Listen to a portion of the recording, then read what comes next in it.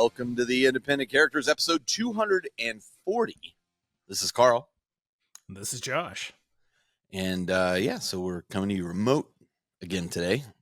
Schedules are just not lining up for in-person filming, but that's okay. Later this episode, we're going to have a couple guests join us. We're going to have Robo Ed from Life After the Cover Save and Travis Hathcock from Life After the Cover Save as well. They have reconstituted their show finally. It's back. And it's back. For better or worse, it's back.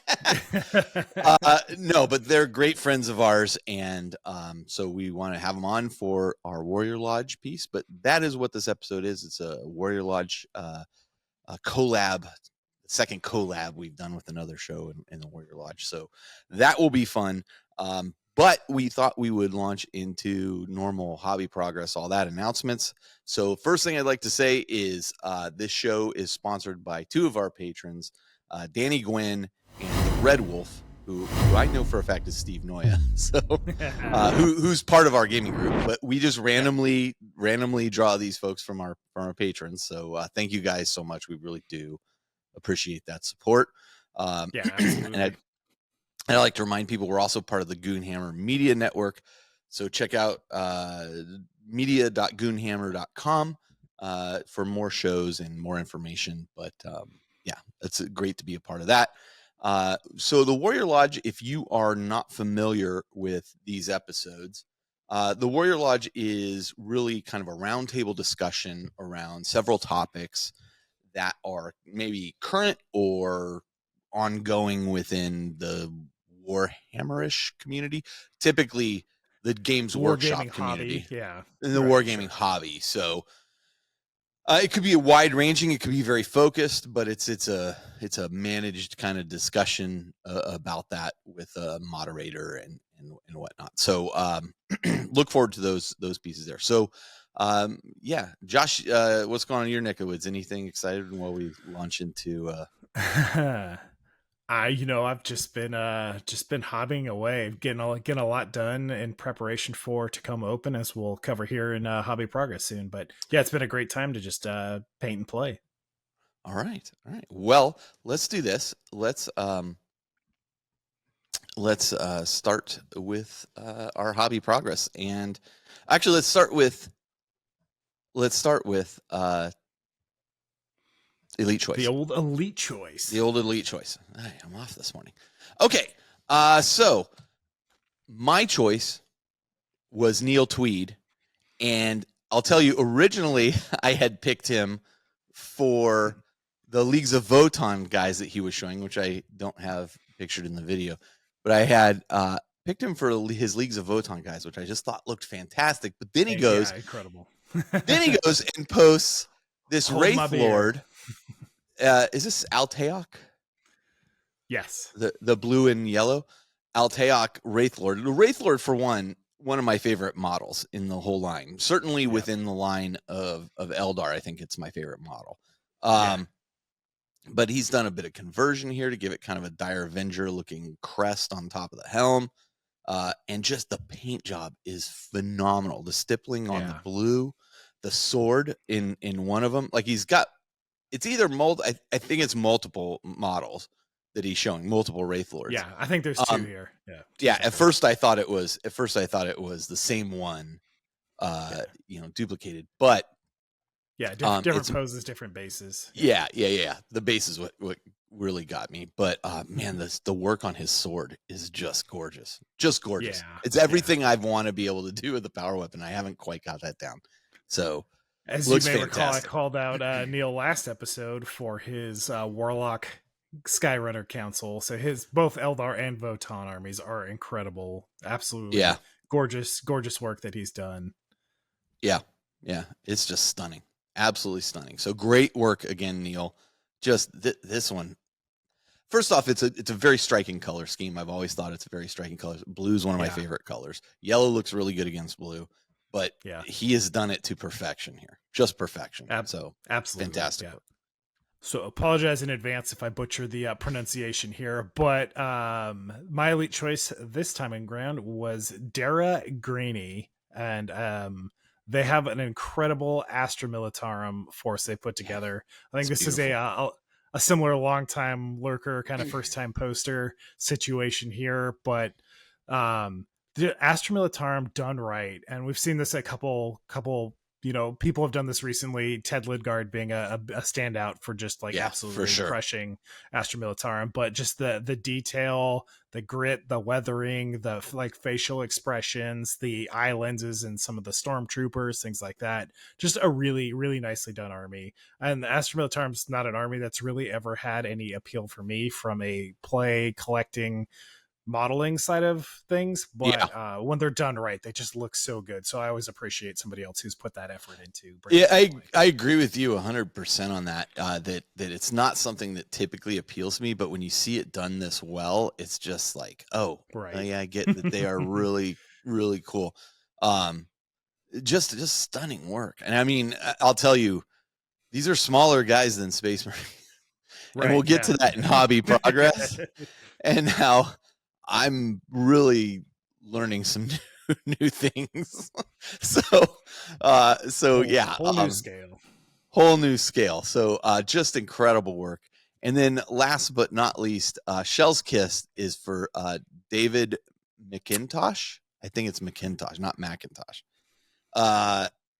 And his Tyranids, and these purple and blue Tyranids with the guess who picked these, right? Shell. So Shell picked these. She Tyranids. Yeah, she and so we are looking at what to paint up for the Space Hulk, the multiplayer Space Hulk game, because we've bought that terrain from the Basement of Death guys. By the way, I have a gift here for you from those guys. Troy sent over some more stuff that he had found, and he realized, I didn't send this over to you, so he sent it over. And in there, he included what were two of the prizes that they were giving out at the Space Hulk thing, which is the miniature Space Hulk. Awesome! That's so cool. Yeah, so you have one of those too. It's just like very tiny, one mission 3D printed thing. It's really cool. So we got one of those. Thanks, Troy. I really appreciate that. That's awesome. That's really cool. But the reason Shell liked these is because as we're looking at what color, she's like, I want to paint them this color. And I'm like, well, we can do a variation of this color. Like, I'm not going to put this much effort into it because I want to, whatever we're going to paint those Gene Stealers and other Tyranids, I just want it to be very quick and just serviceable for the tabletop. It's not going to put as much effort in. Right. Yeah. So anyway, Shell very much liked this color scheme, but not just the color scheme. She liked the fact that the carapaces were wet looking, and I'm like, but mine are wet. She's all, but yours are all wet. I'm all, they're in a swamp. She's all, I don't like yours, and I'm like, okay, great, babe, thanks, appreciate that. So that glossy kind of chitin though is a cool look with the mixed gloss matte. Yeah. Shell's been calling out a lot of Tyranids in her Shell's Kisses recently. You might be in trouble. I'm no. We're going to talk Hobby Progress here in a minute. And if you've been following us on any of our social media network stuff, you already know what's coming. So, okay. So let's get into it. Let's get into Hobby Progress, and we'll talk through this. I was a very busy beaver over the last 2.5 weeks. But let's start with you, Josh. What do you got here? Holy smokes, you've been doing some work. Yeah. So I got my Primaris Impala, aka the Impulsor, done.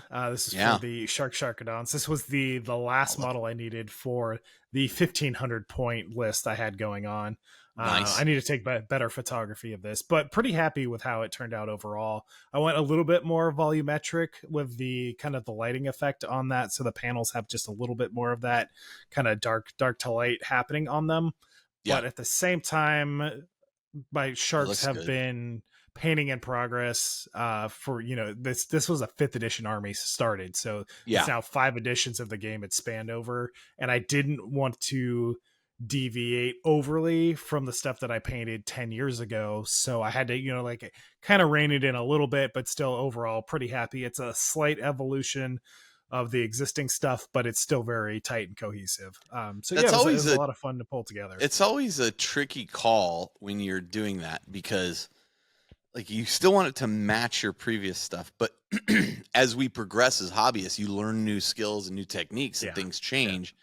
And I tend to settle on like, this is how this army is going to look, and I'm probably not going to change the recipe or format for how I do this army versus a new army, right?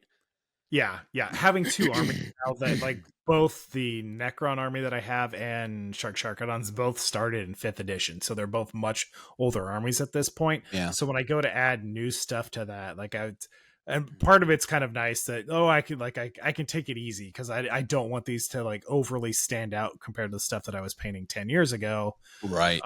So for the approach, the Necrons especially, like it's a pretty simple paint scheme. And that one is like, I can just kind of go on autopilot. I don't really have to think about anything, and it's easy because I know I'm painting lesser than I'm capable of, but it's cohesive with the rest of the force. So that there's the pros and cons to it. Obviously, each time I start a new project, a new army, like a Necromunda gang or something like that, you ramp is really it up. where I'm trying to ramp up and push those progressions. But when I'm matching something that's, I've got models from 10 plus years ago again that trying to keep it cohesive.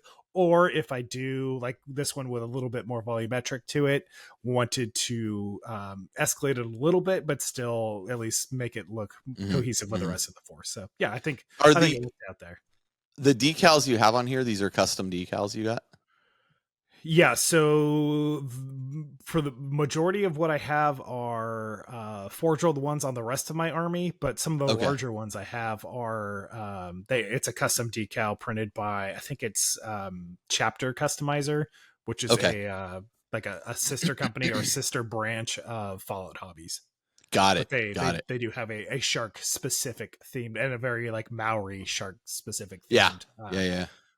Decal. I love it. The decals are just a little bit thicker on these ones, so unfortunately, if you look closely, you can see just a little bit of the outline, edge. Even with all the micro set and micro saw. Like the decals themselves look good, but something about just the edge of that one I couldn't get to disappear. Yeah. Overall, getting pretty happy with it. They look great. Man. It's a great model. All right, what else did you work on? So we got together, as we'll talk about in games played, but played a game of Adeptus Titanicus. But because of some of the special things we did for that game, I decided to paint up a few of the Swarmer missile pods for a Warhound Titan, and these are the newer weapon kit that are released with Legions Imperialis in the box set. And I've had them, for 6-8 months, however long ago that came out. Just now sitting there, but hadn't had a need to paint them for Legions Imperialis because I already had so many Titans and weapons. Decided to get motivated and paint up the 2 missile pods just for this game, mostly because I wanted some long range shield stripping, and we'll get into that in games played. Nice. All right.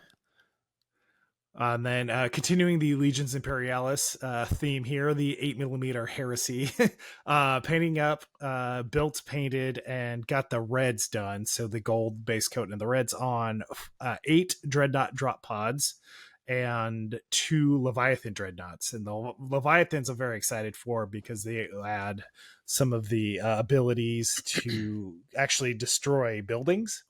Okay. They can actually just like smash them with their claws and kick them, and they have melt the lances. But the drop pods, sorry, my light is going crazy on me right now. The drop pods are going to be a really fun delivery system for dreadnoughts, and I have just a very kind of fast, aggressive, mobilized, very infantry heavy, but deploying assault troops out of Thunderhawks and deploying Terminators out of Spartans, and now deploying Dreadnoughts out of drop pods. I'm very excited for this. And again, this is the one addition that I'm making to the list that I had at Adepticon that I'm hoping to have done in time for Tacoma Open. Okay, got it. Man, those dreads are so cute. They're so cute at eating. That's the drop pods are incredible. Like the doors all articulate, like they open up. I'm really excited to be doing like hazard stripes when I get to do the detail painting in the next week or so here. Just really, really fun and really well designed. Like it's been several years now since I built a 28 millimeter scale drop pod, but I remember it being kind of just a pain. It's a hassle. Getting Yeah. everything to line up, but these Yeah. these were a breeze. They went together so quickly, and I'm excited for what they add to the game as far as variety of play, but also I think they're just so far it's been a very fun process of building painting, and they're adorable. Like, I can't say it any other way. They're adorable. Okay. Adorable death raining from orbit. And what else? Last but not least, we have my Eldar Combat Patrol. So this is the start of my Eldar force finally happening. New edition, new army. A little late on the new edition side of things here, but I've always been very busy with Legions Imperialis and Necromunda and things like that in the last 6 months. But the Combat Patrol event that I am going to be participating in it to come open again was a good motivation to get the new Eldar army going. This is Craft World Shienshar, which is an existing canon Forge World, Craft World, sorry, that Colin Ward developed a paint scheme for. So my paint scheme for this is very heavily inspired by the work that he's done in the past of just an absolutely gorgeous looking force. Its primary color is bone, kind of this like wraith bone color with orange and black accents. And the orange really just pops off that bone color, and black isn't really fighting with either one way or another. Right. And then the gems and soul stones and things like that, I'm doing a nice kind of dark blue, which really helps complement the orange on that, offset nicely. Nice. I'm looking forward to seeing the whole thing. Yeah. Colin's looked so good. So I think it's going to be a really striking force, especially once I get to the jet bikes and vehicles again, with that kind of that Heshmex grid of the orange kind of fade orange to yellow. Yeah, was really fun. Just trying to get a lot more volume in the orange, especially orange. If you do orange pretty flatly, it's not that interesting of a color.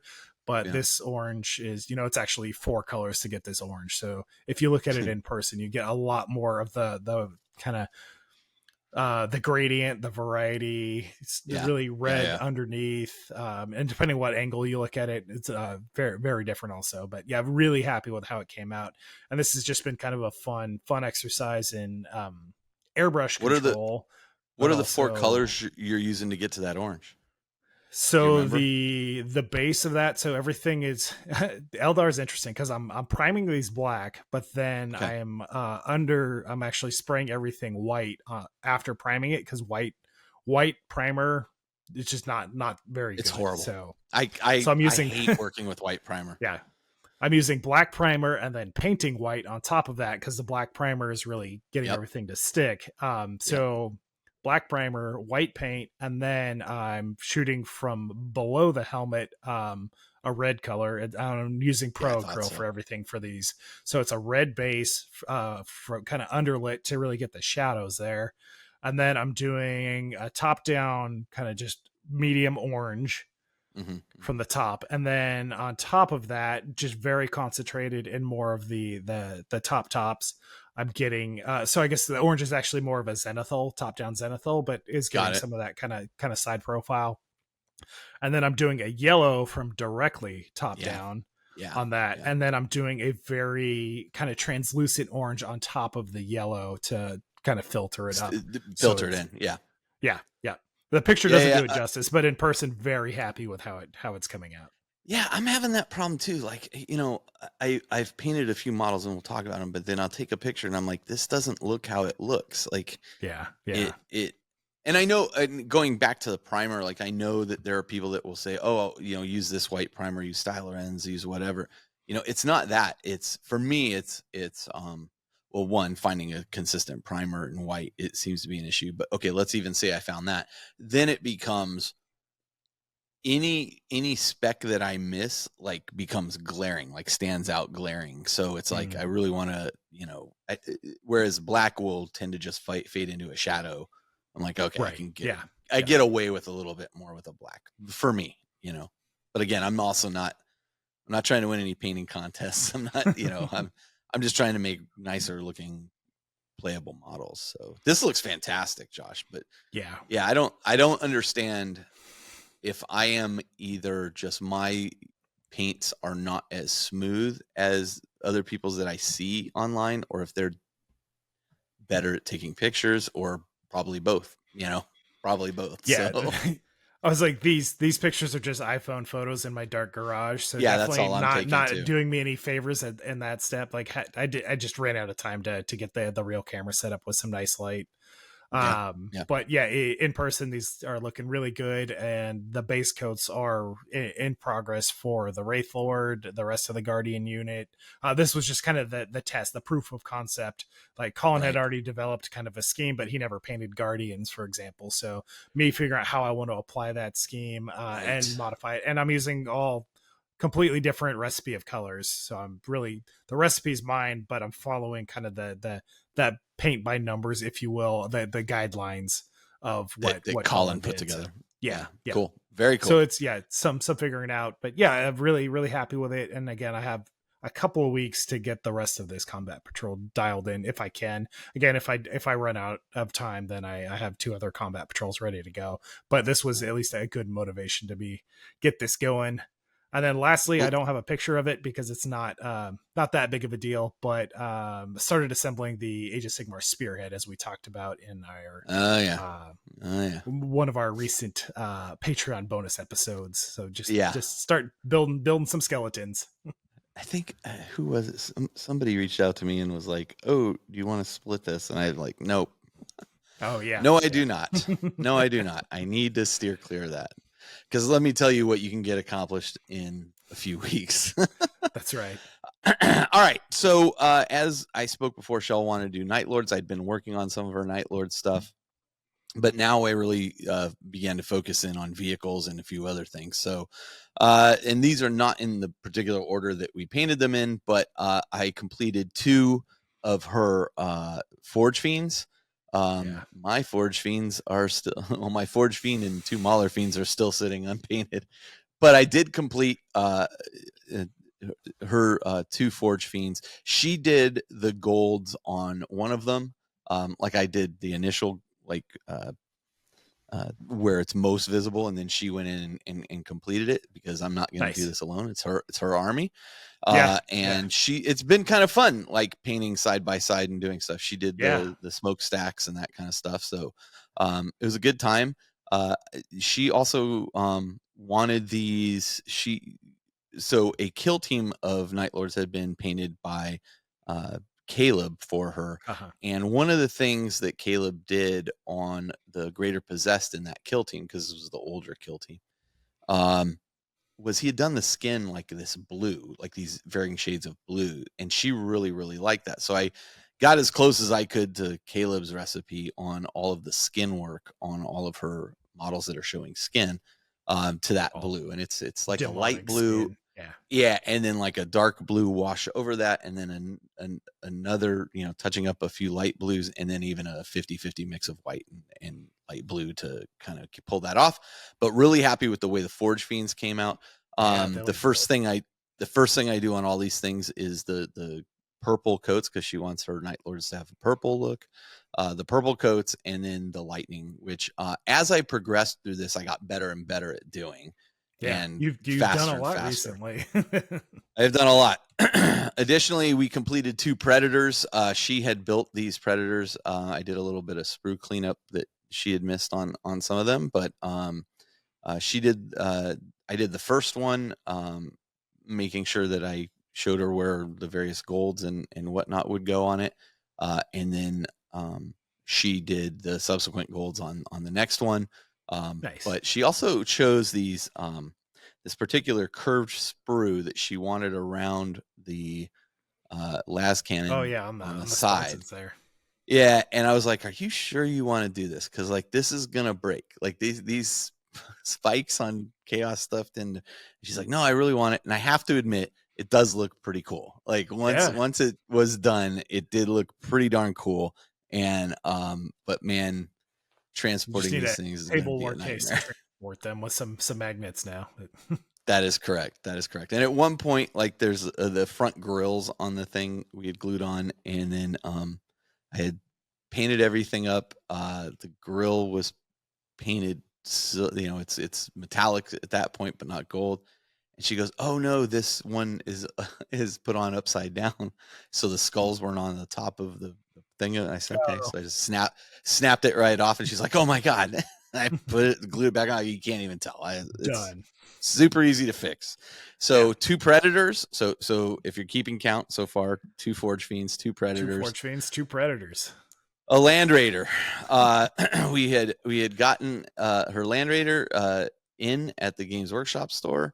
Got it assembled, and then I painted all this up. This was actually the first vehicle I did, and I was super happy with the way the lightning came out on it. It looks just fantastic. The vehicle itself looks great. It looks intimidating on the field. On the lightning, are you doing the kind of the white hazy spray first, and then doing the so it's actually detail lightning painted in? It's actually pink. It's the haze is like a pink over the purple, which and then filters really nicely with the white on right. top. And then when I go in, I am doing very slowly, like each kind of bolt of lightning as I kind of zigzag it around, and and it's interesting because I went in for this one. I went in and I drew on the vehicle in pencil first. Like, okay, here's where the paths are going to be, so that I could just say, okay. And then I went in and just did the airbrush, which I am getting much better at the control of my airbrush as well. And so I was very happy with the way this one came out. And this is all what Caleb taught us how to do. So I did the whole Land Raider. I think it came out fantastic. Yep. I like the blue headlight lights as well. The OSL headlights, like everything about it is super happy with how this has come out. Just reminded me of your seed shield on your Vindicator with your headlights, your fun little Easter egg. Yeah. So my seed shield on my Vindicator, I don't know if I called that out in the last episode, but like it's really funny because the headlights are blocked by the seed shield. There's like these little flaps that could come down in theory, and those headlights could shine through. But so what I did was I sprayed the headlights, this OSL kind of headlights, and then on the inside of the seed shield I sprayed like they're shining the lights on the inside, which are totally pointless. So it's just being silly. I also completed her Rhino. So I got her Rhino completed as well. Taught her a little bit about how to do skulls, and so we went through and I made her do all the skulls on the Rhino as well, and the chain, like the metallic chains, and the and the spikes. I can't state how awesome it is that you guys are enjoying this together and like painting side by side and kind of tag teaming this project, that just bring it to life and spending a bunch of quality time together. And then you're going to be it's been nice playing games, and already have played. It's been super nice. I would say, I mean, realistically, I'm doing 90% of the work, and then but just that amount, like especially on the Forge Fiend, it was like, I don't want to do another bunch of gold on this Forge Fiend. I'm all, here's the Forge Fiend I did, you do the rest of it, and it was like, oh, okay. So if I can give her like a pattern, she can replicate the pattern fairly easily, which is great. And she does a great job. She does a great job on it. Like, she's very good with small detail stuff. So, got the Rhino done. And then 2 obliterators, got both of these done for her list too. And again, these have a lot of skin on them. I'm not a huge fan of painting. Like, I love the concept of like the mechanical to the organic stuff, but man, painting it is just painful to me. And going through this, they definitely went through an ugly phase at one point, but by the time I was done, I was very happy with the way these 2 models came out. They're very much in keeping with the rest of the force, and they look fantastic. So then I also painted up but wait, there's more. A squad of 5 of her possessed, again using that blue skin, and this is where there's a lot more of that blue skin on these guys than even before. So I really there's multiple layers to the skin and highlights and stuff, and I think it really, like, by the time I got to these models, like, my ability to do that skin, which is kind of replicating. So it's interesting, like, I've always said I'm a real good paint by numbers guy. Like you tell me, okay, this thing, then this thing, this thing, I'll do it. And it comes out great. When I did the skin on my original Forge Fiend, I reached out to Colin, who had done my Thousand Suns Forge Fiend. I'm like, how did you accomplish this? And he said, okay, well, here is the video I did that shows the exact colors and, for his Patreon at the time. I said, okay. So I replicated that. So now I'm doing another skin, but at the same time, I'm like, okay, but it's very different colors. But I basically use the techniques I learned from Colin to pick the colors, and achieve an effect that we really like. And so I completely did all these guys, and they came out great. It was a lot of work. So you're spraying the purples first. Are you then airbrushing all the purples are done first? The blues also, or like with a mask over, or covering your so you're doing by hand. All the skin is hand done, and then layers, and then I've been talking to Dan Osborne a good amount, so I've actually been I've picked some up. I haven't used it yet, but some liquid like mask. Yes. Which I'm very tempted, especially for some of the Eldar stuff that I'm doing, but also I have a couple of Titans left that I want to paint, and I want to do all the panels first, but then just hit the trim with an airbrush, because the trim is by far the most kind of like tedious time spent on Titans. I'm very, very much looking forward to using this liquid mask and hoping it is the I would love to see. I saw them peeling some of it off. I saw, I think Sky peeling some of it off on a video, because Dan went and taught up at Herrick Games, and they painted. God, I got to get into one of those classes again. Like, it's just the stuff they come out of there with just looks fantastic. So, and then while I was doing the airbrushing and the lightning bolts on the two Predators, I went ahead and did a Helldrake as well, because Shell really wanted a Helldrake. I promised her up and down I am not going to do the edging on this. She gets to do all the gold on that one. All her. That'll be all her. All the metallics will be her. But I have done all the base coats on that thing, top and bottom. Yeah, that'll look really cool when it's done. I didn't do all the necessarily. I did a few lightning bolts on the bottom, but not quite as much of the lightning effect on the bottom as I did on top, because you never see it. And she was like, "Oh, you didn't do it on the bottom." I'm like, "Shell, nobody's gonna look at that. Like, I don't care. I also don't do lightning on the bottom of tanks. So why would I bother?" What? So, a little bit of a cheat. Just really phoning it in here. So, couple of things I want to mention here as I move on to the next thing. So then halfway through doing all that stuff, I went back to a Chaos Knight that I had painted up a while ago and started putting decals onto the Chaos Knight, because I was having airbrush problems. My airbrush had gotten gummed up. I owned 4 airbrushes, 2 of which were non-serviceable. The other one was having issues, and the one I was using, which was working great, all of a sudden stopped working. I don't understand what I've done. Have I damaged it? What's going on? And then I was talking to I went and bought a sonic cleaner, because I was like, I'll try to clean them really well and see what happens. But in the meantime, I was talking to Austin Lynn, and Austin Lynn was like, well, I use I just give it a bath in isopropyl alcohol, and then clean it up. And I'm like, oh my God, I haven't been using isopropyl alcohol. That's right, I ran out, and I've been just using water. And so I went and bought some isopropyl alcohol. You need isopropyl alcohol if you're using an airbrush, because as soon as I cleaned it with that, and I cleaned out, and I was like, oh, there's a lot of gunk in here. And I did a very thorough cleaning of the airbrush. Additionally, I have a special cleaning kit that I forgot I had for Harder and Steenbeck, specifically, and it includes a tool that allows you to sit it into the nozzle and scrape out the nozzle very carefully. And man, there was gunk coming out of there, and I was like, oh, I see what I've done. I've just neglected the proper care of my yes. And so, lesson learned. I went and I spent 2 hours cleaning every airbrush I own. Guess what? They all work very well now. They're all fantastic. That's amazing how that works. So proper care and maintenance of your airbrush, people. If you're having problems, make sure you're using isopropyl alcohol. I do about a 50-50 split of that and water, filtered water, to clean out the airbrush now. And boy, it's working so much better. Yeah. And the other thing is making sure you use a mixed medium in if you're doing any filters with like Army Painter speed paints or contrast paints, make sure you throw a mixed medium in there.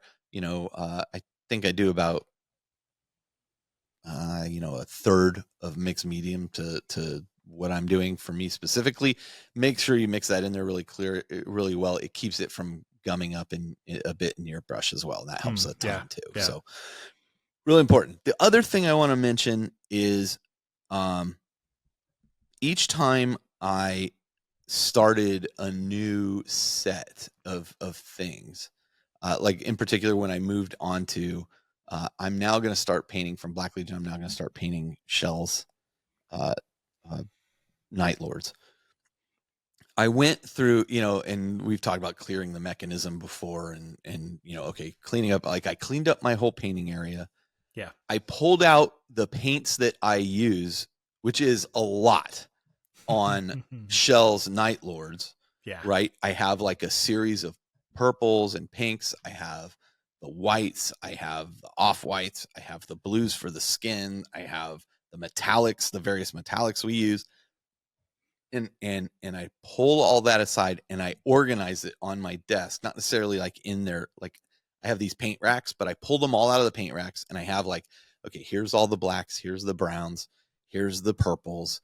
Here's the, the lighter colors. Here's the metallics. And I had them all organized so that I found going through this process, a lot of time is wasted. Like, where did I put that black? And I'm looking around for the black. Like I got into the habit of I use the black, I'd put the black back where it was and then do my work and then, okay, on to the next thing. And then, oh, where's the black? Well, it's right there. Like, and I started training myself to make sure like I was finishing a thing and I would put it back where it belonged. And so that sped me up a tremendous amount. Like Sure, yeah.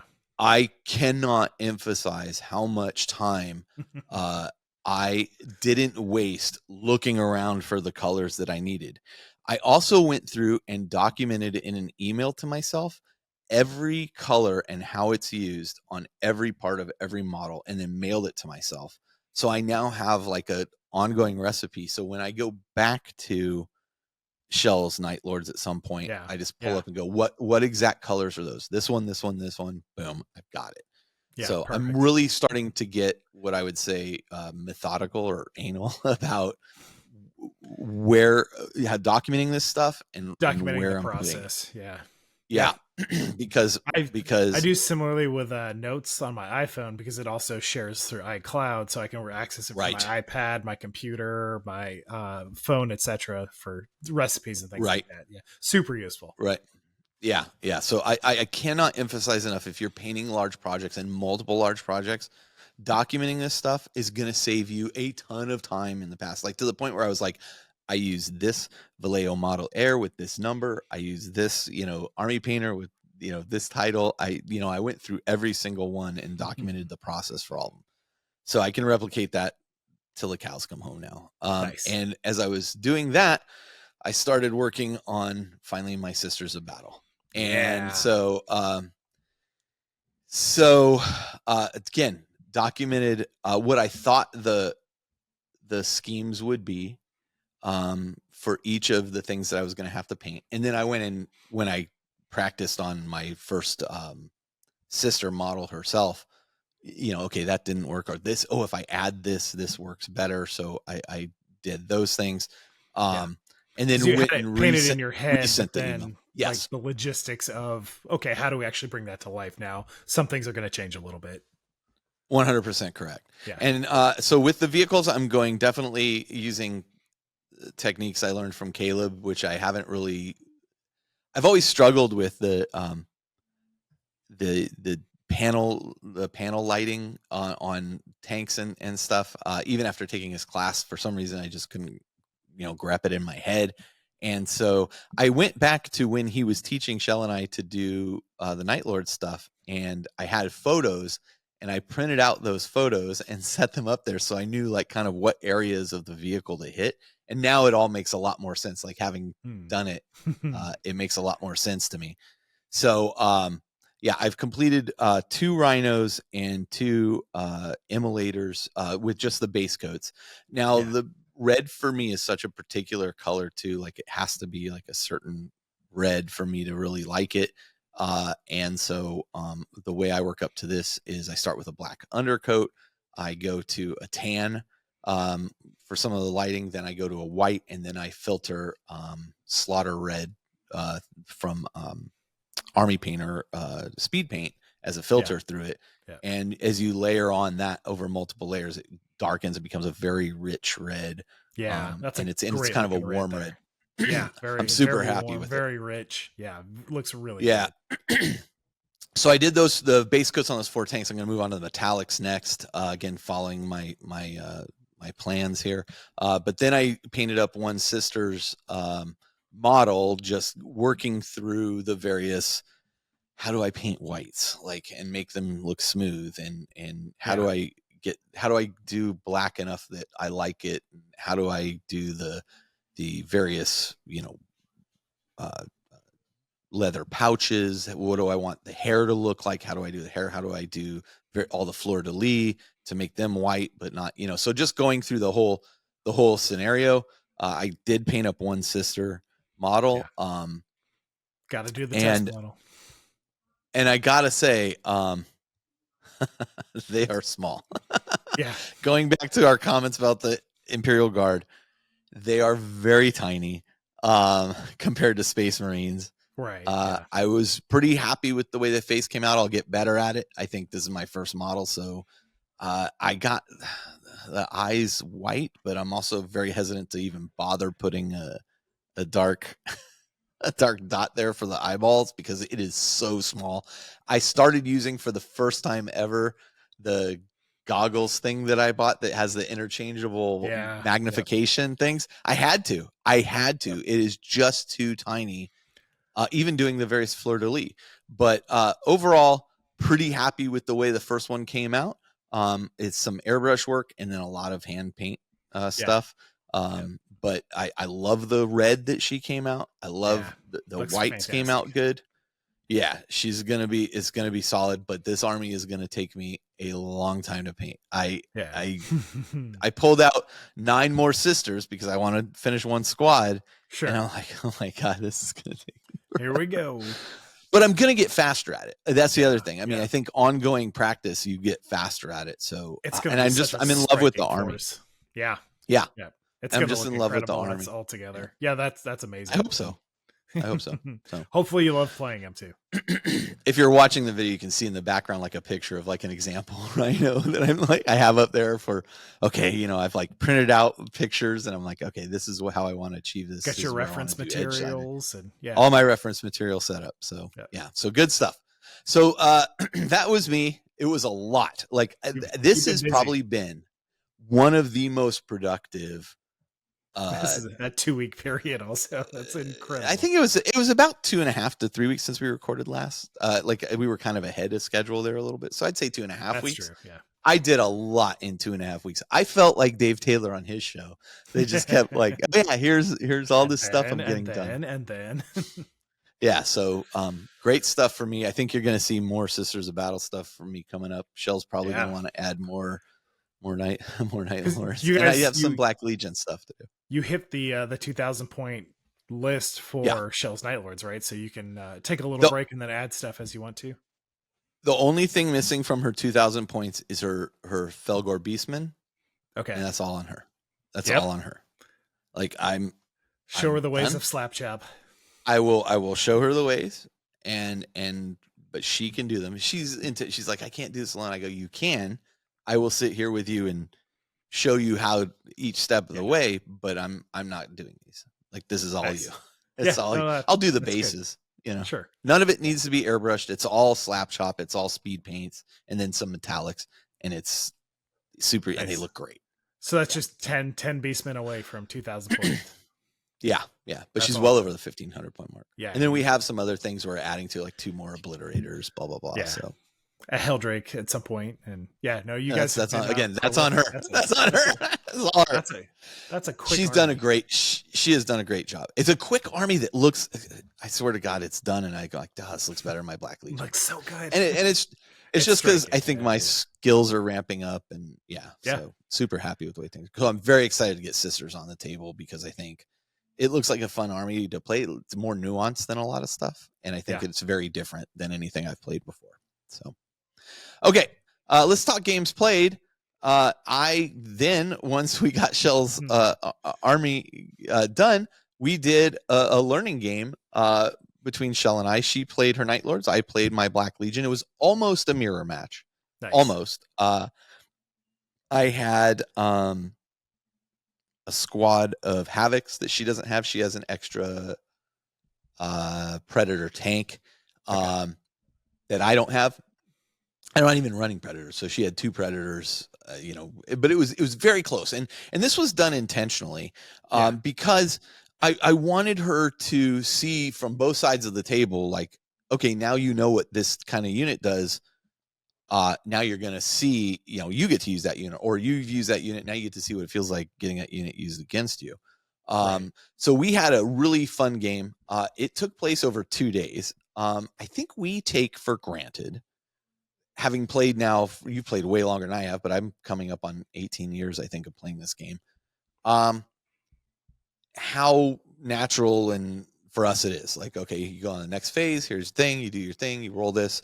Oh, your toughness is higher than this. I need a 5. Okay, and it's a lot for somebody new to take in. And Shell is not like she's not. She's very smart. She's a very smart individual. She as a teacher, she does work I could never do. She plays very complicated board games, and like you've seen, like she adapts. She's a shark. She's brutal. But I could tell we got to the end of round 2, and I'm like, "You want to take a break?" And she's like, "Yeah." I could tell her brain was full of like all the information she could take at that time. So we played over 2 days, and it again, total learning game. As we moved through each thing, she's like, "Well, I don't know what to do." And I'm like, "Okay, well, let's look." One of the things I focus on is if there's a unit and it can do nothing, it can't shoot at anything else but this one thing, you might as well get it out of the way, and then it became, we talked a lot about target prioritization, and, but a lot of it was just figuring out the mechanics for her. She's finally got it. Like, it took her a while to figure out, like, and I go, okay, you're shooting this. What's your strength? My strength is 9. Okay, well, the toughness of this thing is 7. So what do you need to? And she'd be like, 4. No, 3s. Okay, yes. And so we'd work through the whole thing. She got to see like her Demon Prince in action. And a lot of times she'd be like, well, I don't know which one I should shoot at. And I go, well, what do you want to shoot at? She go, well, if it was you, what would you shoot at? And I go, well, okay, let me walk you through my thought process, which is not always the best, but here's what I'm thinking. And so, I basically talked myself into a loss, but that was not the point. We didn't play with secondary objectives. That's classic. We just played. We just played with the 4 primary objectives, but she had given up. She's like, "You've totally won." And I'm like, you still got a round to go. Like, don't give up till the end. And then like she saw it swing, and I go, see, if you do this and then this, I can't respond now. I've already scored. And you win. And she's like, oh, okay. So like it kind of all like dawned on her. But overall, I think she had a really fun time in the game. I showed her how I got my Terminators out to deal with something. I go, but now my problem is my Terminators are all the way over here, and they're sitting on an objective to hold this objective. They're not doing what they're supposed to do. Their job is to kill things. And so she was able to get her Terminators out, slaughter a bunch of my guys. I think she had a lot of fun. Now, that being said, awesome. She is a Tuttle, albeit through marriage, and her dice rolls were terrible. They were terrible.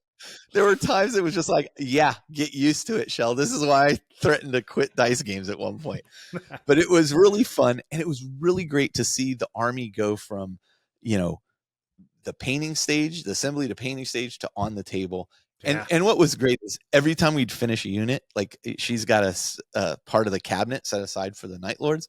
I'd be like, okay, this unit's done. Come out here. you got to put it in the cabinet, and she'd be like, oh, and she likes set in the cabinet. It was very fun as a couple got her own to do. dedicated case for parade orders. That's fantastic.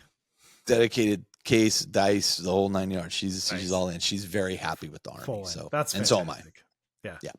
Okay, so then I played Brett down at the Guild House. Brett is a member of the Faultline 40K group. He was the previous president, but has now stepped down after 4.5 years. It's supposed to be a 2-year gig, and he did it for 4.5 years. And he looks a little shocked. So Brett was running a Kroot / Tau list. And he had a couple legend unit or two in there as well. Against my Black Legion. It was a 1,500 point game. I had no idea what to expect. Never played against Kroot. I haven't played against Tau in forever. Did he actually have Tau, or was it a full Kroot army? Yeah. Okay. No, it's mostly Kroot, and then a couple Tau vehicle, like a crisis suit, the thing with the railgun on it, the big one with the railgun on it, and the broadsides or the tank. A tank, the hover tank. I can't remember what the name of that one. Not Orca, the Devilfish. No, anyway, the transport. I can't remember. It'll come to me. But at one point he's like, well, I go, what's the strength on it? He's like, strength 20 or whatever. I'm like, are you kidding me? He goes, no. One shot, strength 20, AP -5 or something. I'm like, Jesus Christ. That's what it does. It also misses. Anyway, we had a very fun game. Brett is a great guy. Nice. We're having a miniatures gaming day pretty soon when Travis is up here. I've invited Brett over to play. He's going to come over and meet the group and stuff. Cool. But yeah, Kroot were no joke. The Kroot were no joke. Like, they are very synergistic. You have to do a bunch of stuff to get them to work. But my army did pretty good damage. But in the end, I ended up losing this game, which for me kind of sucked because I was in a state where I was on a win streak. And then this came to a screeching halt. But man, it was fun. And I made him pay for it. Like, it was a close game. Nice. I did a lot of damage. And I'll talk about that in my next game against Bryce. It was super fun. This is the first game I've lost my Land Raider in. Oh, okay. It's the first game I've had my Land Raider destroyed in. Is that true? No, I think I lost him in the last game too. It's the second time I've lost Land Raider. It's a pretty durable unit though. It spends a lot of time on the table doing damage. So many wounds and a 2-up save and high toughness. And yeah, it does its work. They feel right. Super fun. It was a super fun game. It was one of the highlights was I ended up destroying, I think whatever that tank was. I'm sorry, I'm drawing a blank on the name of it. It'll come to me right after we take a break. I destroyed the tank. It exploded and killed his ethereal that was standing near it. Oh, nice. So I was like, all right, well, I'll take it. It was a pretty good kill. So we played a good game there that evening. It's always a fun group down there. Every game I've had so far has been really fun. Then last night, which I threw this in because last night I played against Bryce again and his Tyrannid Swarm. Last minute edition. Now, if I told you last time, I just mauled Bryce, right in round 2. Tyrannids have gotten a little bit of an upgrade since then. They're +1 strength within synapse and Hammerhead stuff. They gunship. Got a few. Thank you. So Bryce rocks out and he's got the key to Tyranids. And I remember reading this in a White Dwarf once was if you deploy your army on the table and your opponent goes, how am I going to kill all that stuff? You're halfway to victory. Yeah. This was the case. Aspect is half of the. This was the case. Yeah. When Bryce deployed his army, I'm like, oh my God. And we played the new Pariah Nexus missions nice. On this one. So some very interesting stuff, actions that had to be taken to get to accomplish certain things. The table deployment was interesting and very easy to figure out. So overall, pretty happy with the way that went. But as usual, my secondary missions I draw are always just complete garbage, and so I really struggled in that degree. Again, the thing I noticed in this game he got into close combat very quickly. Like in round 2, he was locking down a bunch of my stuff in close combat. Fortunately, monstrous creatures can fire out of close combat. Again, a super friendly game where there was a point where my Land Raider was locked in close combat with some guys, but I had guys that could, it was locked in close combat with a monstrous creature, but I had guys that could shoot that monstrous creature. And initially I was like, I'm going to use the Land Raider to shoot this other thing over here, even though I'm shooting it one less, capability. And Bryce is like, think about this. Like, you want to kill the monstrous creature on the Land Raider first, then that frees up the Land Raider to shoot at 3s to the other thing. I'm like, oh, that makes a lot of sense. Like, it was very helpful as we were both kind of working our way through various tactics. But man, he was into me so fast and locking stuff down, but I was healing units. And then once I started engaging him, like, I started just slaughtering him. And this is the thing I've noticed with my Black Legion list is early on in the game, I'm not scoring a lot of points. I have to, like, it's funny. We went to this Australian football game and there was this guy in front of me that was talking about the Australian team just grinding out their win. And he'd always, if Craig's listening, I kept mimicking the guy afterwards. He'd be like, you got to grind it out. You just got to grind it out. And that's how I feel like my army is. It's like, initially I'm going to do a little bit of damage. I'm going to take some punch. I'm going to give up scoring early to hopefully, outlast that damage enough stuff that I'm able to earn up points in the later rounds and take rely a win. On your elite durability. Yeah. And so what happened this game, unfortunately, was I was just locked in too long to be able to come back. We ended up calling it, I think, at the bottom of round 3. Because it was going kind of late, and he was ahead by so many points. And I actually thought about doing the secret mission thing, which would, and I think if it had gone round 5 and everything had gone my way, I might have been able to eke out a win, but I forfeited. I was just like, you've really got a big leg up on me at this point. But by the end of the game, like, once that turn started happening, like, I'm taking a bunch of punishment early, but then I start dealing punishment back. I was just ripping his units to pieces. Nice. And I'll tell you, even Legionnaires in close combat against Gaunts, like, I'm slaughtering like a lot of Gaunts. You get their base 3 base 3 attacks each, and then my aspiring champion has 4 attacks with a power weapon. I mean, like, that's a bunch of dead Gaunts just from a 5-man unit, especially when I'm dark pacting them and then throwing them in there, occasional plasma gun goes off and kills my guy, but those things happen in chaos. Always be overcharging.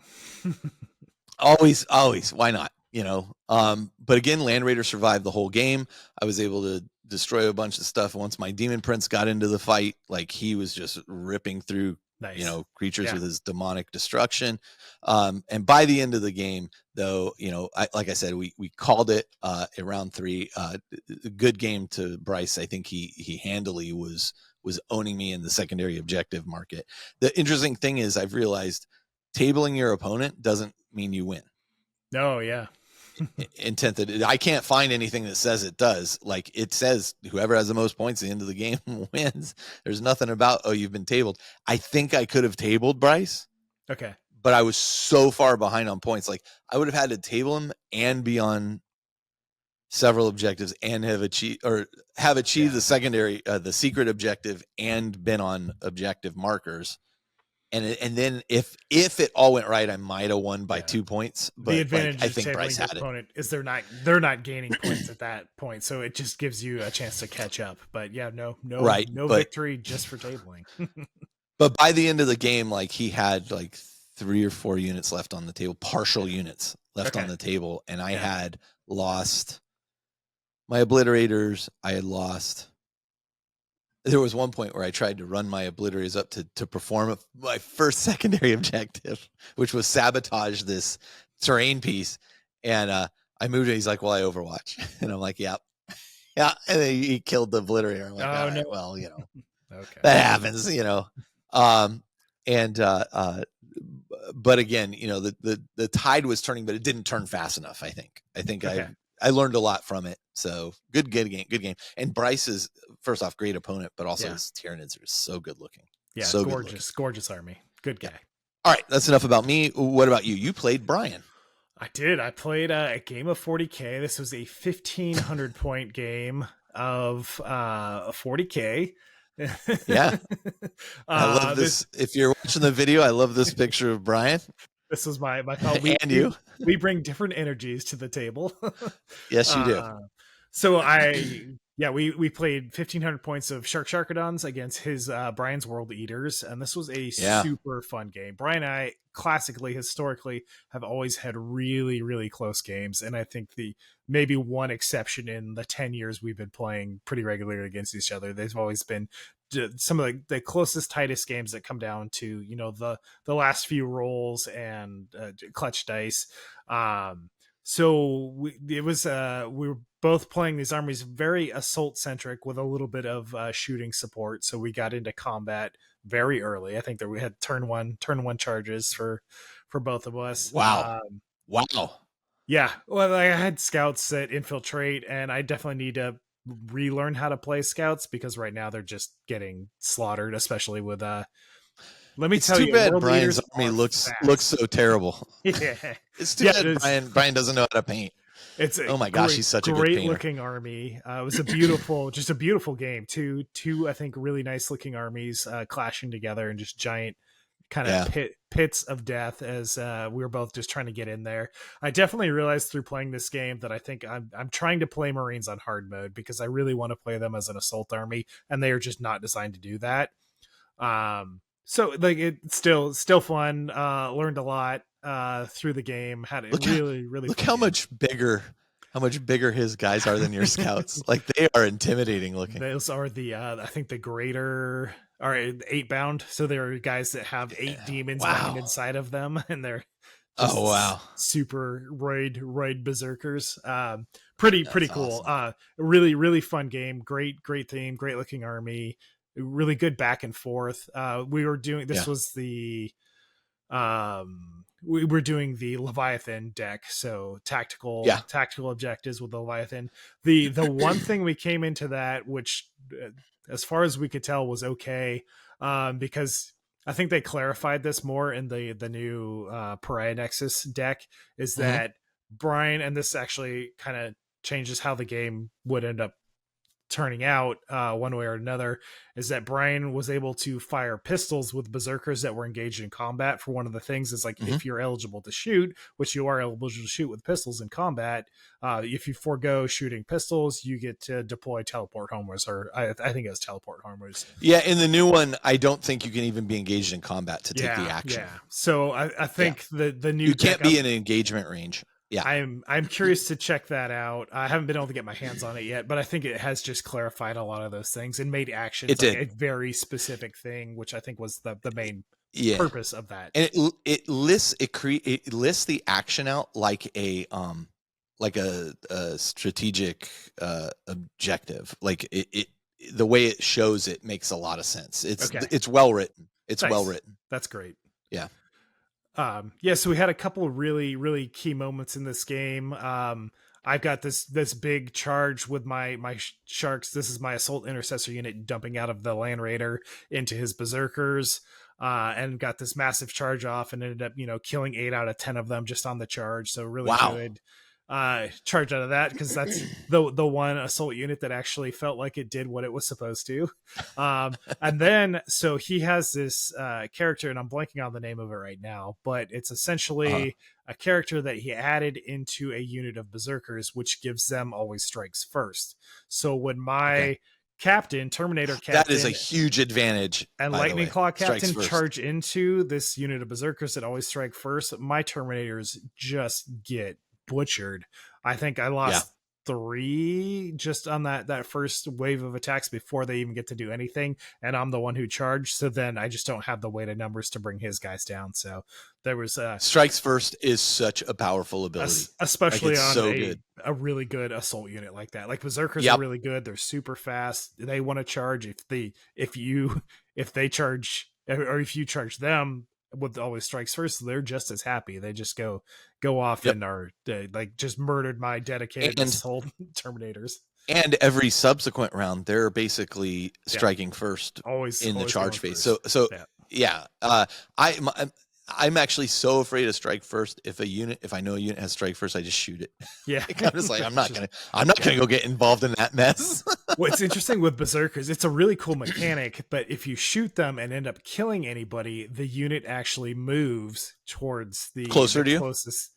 The closest thing. So Berserkers, like if you kill them, which is super thematic, they end up just moving closer, and they can actually end up in engagement range. So there's a couple of times it's like, oh, I can't shoot them right now because if I kill this guy, it gets them here, which puts them on the objective. But I've got the OC in my favor right now, and I can't like risk pulling them into this combat. So it's just a really fun kind of tactical back and forth of a game. Yeah, there's a Tyranid formation that does the same thing with the gaunts and stuff. You shoot them and they just go closer to you. You're like, oh. If you're watching the video, you'll see. Yeah, just multiple massive piles of combats happening. This is the end result of that kind of first charge from my chaplain and assault intercessors coming out. Got killed eight Very of the cool. 10 berserkers there. I had a predator that it was in my backfield and absolutely refused to die, and everything that Brian had for his tactical objectives were contingent upon this predator dying, and it did not. So it's like just 3 turns of him like, I'm gonna cash in, I'm gonna cash in, I'm gonna cash in. It just refused to die until the very end. There was a really fun moment in the middle where my land raider was just kind of tanking everything, holding the middle. It has a pretty high objective control, so I was able to just kind of park it right next to the objective. And is it 5? I think it's 5. Yeah. At the time he only had the 2 berserkers and then I think the demon prince coming in, so I had the objective on that, and just because of the physical footprint of the land raider, he wasn't able to get his guys within 3 inches for the berserkers that charged it.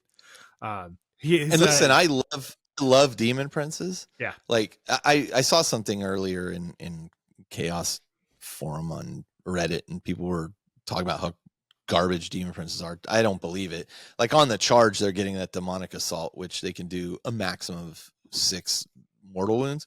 Yeah, they're not great at destroying vehicles, because even a corn marked one, I think maximum strength 10 on like a strike, but but man, they will obliterate units. Like I have people running from my demon prince. Like they are terrifying on the field. So I don't, again, I'm not playing tournaments. I don't really care about that stuff, but as a unit, I love throwing them into combat again, unless I'm fighting something that's strike first. World Eaters have their cool mechanic. Instead of their dark packs and things like that, you roll 8 dice at the beginning of each battle round, and then you get to like assign these dice, kind of like how Warcry does it. Like if you have doubles of this value or something like that, you get to unlock this ability or this ability. So one of the ones that I think Brian was able to get were lethal hits, so 6s to hit and auto woundings, which is obviously helps a lot when hitting vehicles that have super high toughness. So his demon prince did end up killing my land raider, but the land raider exploded and killed the demon prince in the process, which is super fun. Always really cool when that happens. So this ended just a lot of back and forth. At the end of the game, I think we each had maybe 6 models left on the board. So just brutal game. And this was a 76-79 victory for the World Leaders. Wow. Yeah, that is super close game. And again, largely, I think because of that pistol action deploying teleport homers, which I don't think is to what you're saying doesn't exist in the new Pariah Nexus. It's been changed. Cards. It's more specific. So that ended up like determining the outcome of the game, but super close game, super fun, absolutely brutal, but very, very tactical. That's awesome. I'm glad Brian got to get out and play, because like I rarely see that. His first game in 6 months, so he was feeling desperate. So it was really, really good to get the game in. Yeah. All right, and then you played up at Herrick Games. Yeah, we played a big old team game of Adeptus Titanicus, and this was 5,000, like about 5,100 points per side. We each had a 2,000 point list for each player. So each side was 4,000 points. But then that's a lot of the I brought my War Master, and Brian brought his War Master Iconoclast. So then we had just to add on to it. Yeah, just like, let's see these guys in a big game like this, kind of in their element where they should really, really shine. So the reason I was talking about painting the Warhounds with Swarmer missiles earlier is because the War Master is not great at stripping shields. It's really good at killing Titans. So having a Warhound that's dedicated to, this guy just shoots 10 missiles that are rapid and can get extra hits and things like that just makes it really, really good for stripping shields down. So, this game was you and Ivan versus Brian and Dan Osborne while he was in town teaching the class. Dan and Brian both play Legio Furians, so they had a nice large combined force of traitorous Legio Furians, and then Ivan plays Legio Volpa, which are very like Cornate possessed demon infused get out there. And then with my Legio Zestobiax, also I've leaned into the kind of corrupt Titan, things like that. So this is all chaos on chaos, corrupted Titan, super fun, super brutal. Perfect. So many, as you can see if you're watching the video, there are so many Titans on the board here. That is a lot. I think we had 5 engine kills turn 1, which is just because there's so much weight of fire. Yeah, so much weight of fire. So many things are dying, and also there just are so many Titans on the board. Just for those who don't play Adeptus Titanicus, like an engine kill typically takes a lot of work to like destroy a Titan. Quite a bit to kill a Titan. So when you're getting multiples of those and fun chain reactions, we did have a couple reactor overloads that turned into the large cascading reactions. Didn't do as much damage as we had hoped in those kind of cascading explosions. But we were playing with destructible terrain, so at the end of the game, about half the terrain of the board had been demolished. Is off the board from Titans exploding. I would say the only downside of this game is that we had lots of results of laid low, which is basically your Titan just kind of dies where it's standing and nothing really interesting happens. Maybe half the engine kills we got ended up having that happen. The highlight of this game was Ivan just runs everything forward because he basically has only melee Titans. He's not shooting anything. So he just wants to run forward. He wants to charge. They're really good when they get into combat. So turn 2, he ends up running up his Warlord, which will come up in the photos in a picture or two. But he's running up his Warlord Titan with an intention of engaging Brian's Iconoclast. And the War Master Iconoclast is kind of the epitome of a melee Titan. It is the biggest, baddest thing that Titanicus has to offer. But Ivan was able to get the charge off first. It was turn 3. We got very lucky. I rolled a 2 for priority and Brian rolled a 1. So we were able to sneak priority off my terrible roll and get the charge of the Warlord charging into the War Master Iconoclast. And his models, Dan Osborne's models look so good. Yeah. So the ones in video right now are Ivan's. And Ivan's, the posing on Ivan's stuff is insane. This was a gorgeous looking game. We were using some of my 3D printed terrain, but also Ivan's stuff that is incredible terrain, incredible painter, incredible modeler. Ivan also being a golden demon winner. He knows what he's doing. And a really good player too. Yeah. Super fun triple game. Threat. Yeah, exactly. He is the triple threat indeed. So he ended up getting that the Warlord charge went off and ended up killing the War Master Iconoclast off the charge, which was that is awesome, surprising but really cool. And then just a couple good chain reactions of explosions happening. Super fun game. It ended up going super late. We got a late start and then it was a big game, so we didn't play it out to the finality, but we were all just there to have fun and roll a bunch of dice. And how many hours was that going at this point?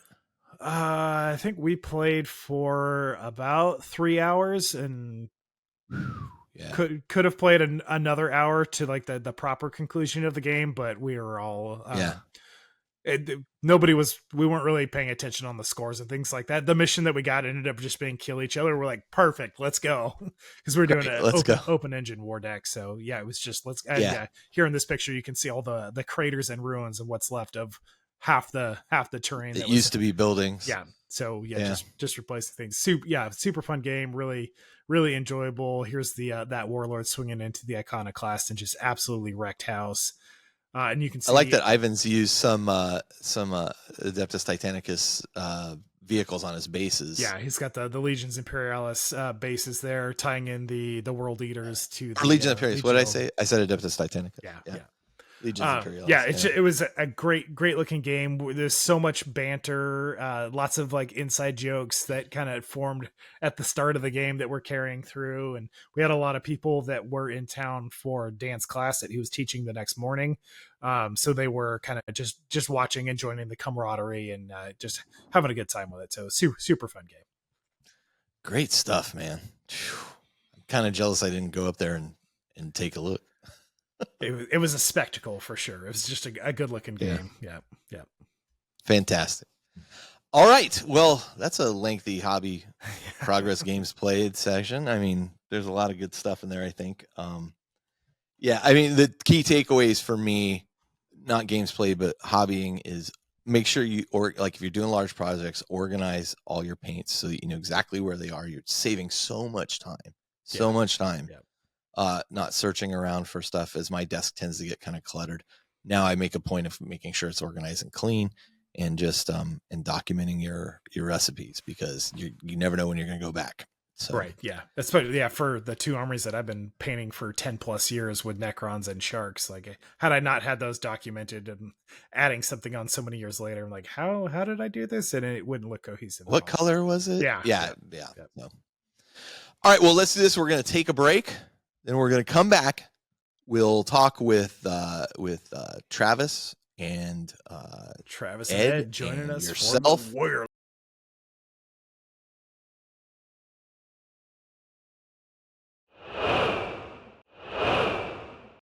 All right. So we're back after a fairly long break. And a couple things we neglected to mention during the first part of the podcast, especially during the hobby progress section, Josh. Yeah. We forgot to mention that we have 2 new inductees into the Hall of Legends, and that is Bill Morloc and Neil Tweed. Neil Tweed got mentioned this episode for his gorgeous Wraith Lord. And last episode, 2 in a row. So really well deserved for both of them.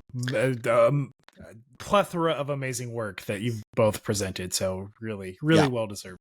Welcome to the Hall of Legends. Yeah, so I'll take a few pictures of stuff they've posted. I'll post it up in our Hall of Legends on the website.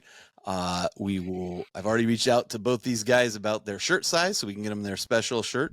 I ordered their name tag for the shirt.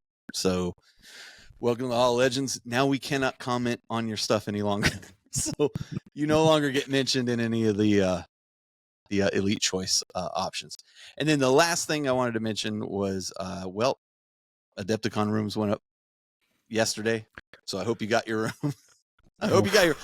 All indication was that it was much smoother than previous years, but I think it's still sold out in like 10-15 minutes is what I heard. Man, so I was on within 2 minutes and just going down the list. First priority, second priority, third priority, and I got like 8th priority. I got the last available rooms for double beds. If you just needed a king bed, it wasn't that hard, but trying to share a room with somebody. Yeah, I think that's I was surprised for how many hotels are immediately attached for that, for how quickly those blocks are selling out. Yeah, it's popular. And I think 2025, both you guys are going, right, Ed and Travis? Indeed. I got my king bed. Nice. For a king. Yeah, I got my room. It was a king bed, so I guess they're easier to get. Yeah. Well, listen, I'm sharing mine with somebody, but hey, it's a king bed. So, that's because I'm lucky and Shell goes. So so the voices you're hearing, if you're not watching us, are Ed and Travis from Life After the Cover Save. You guys had stopped recording for a while, and now you are back. So what drove the decision to kind of come back? Because listen, I've gone and come back twice now. Yeah. So our initial thought was, because we've heard tale that when Carl quits and comes back, his audience grows double, triple, That's not true. So what we did is we quit so that when we would come back, we would have 3 people audience. listening. Yeah. We have like Carl's like the John the Baptist. He has prepared the way for life to return after the cover save. How's that working out for you guys? Our numbers are lower than they've ever been. Listen, mine are too. Mine are too. They dropped a bit, but we were gone for a year. We were on hiatus for a year. Yeah. And I expected that we have a tight. I mean, there's still not.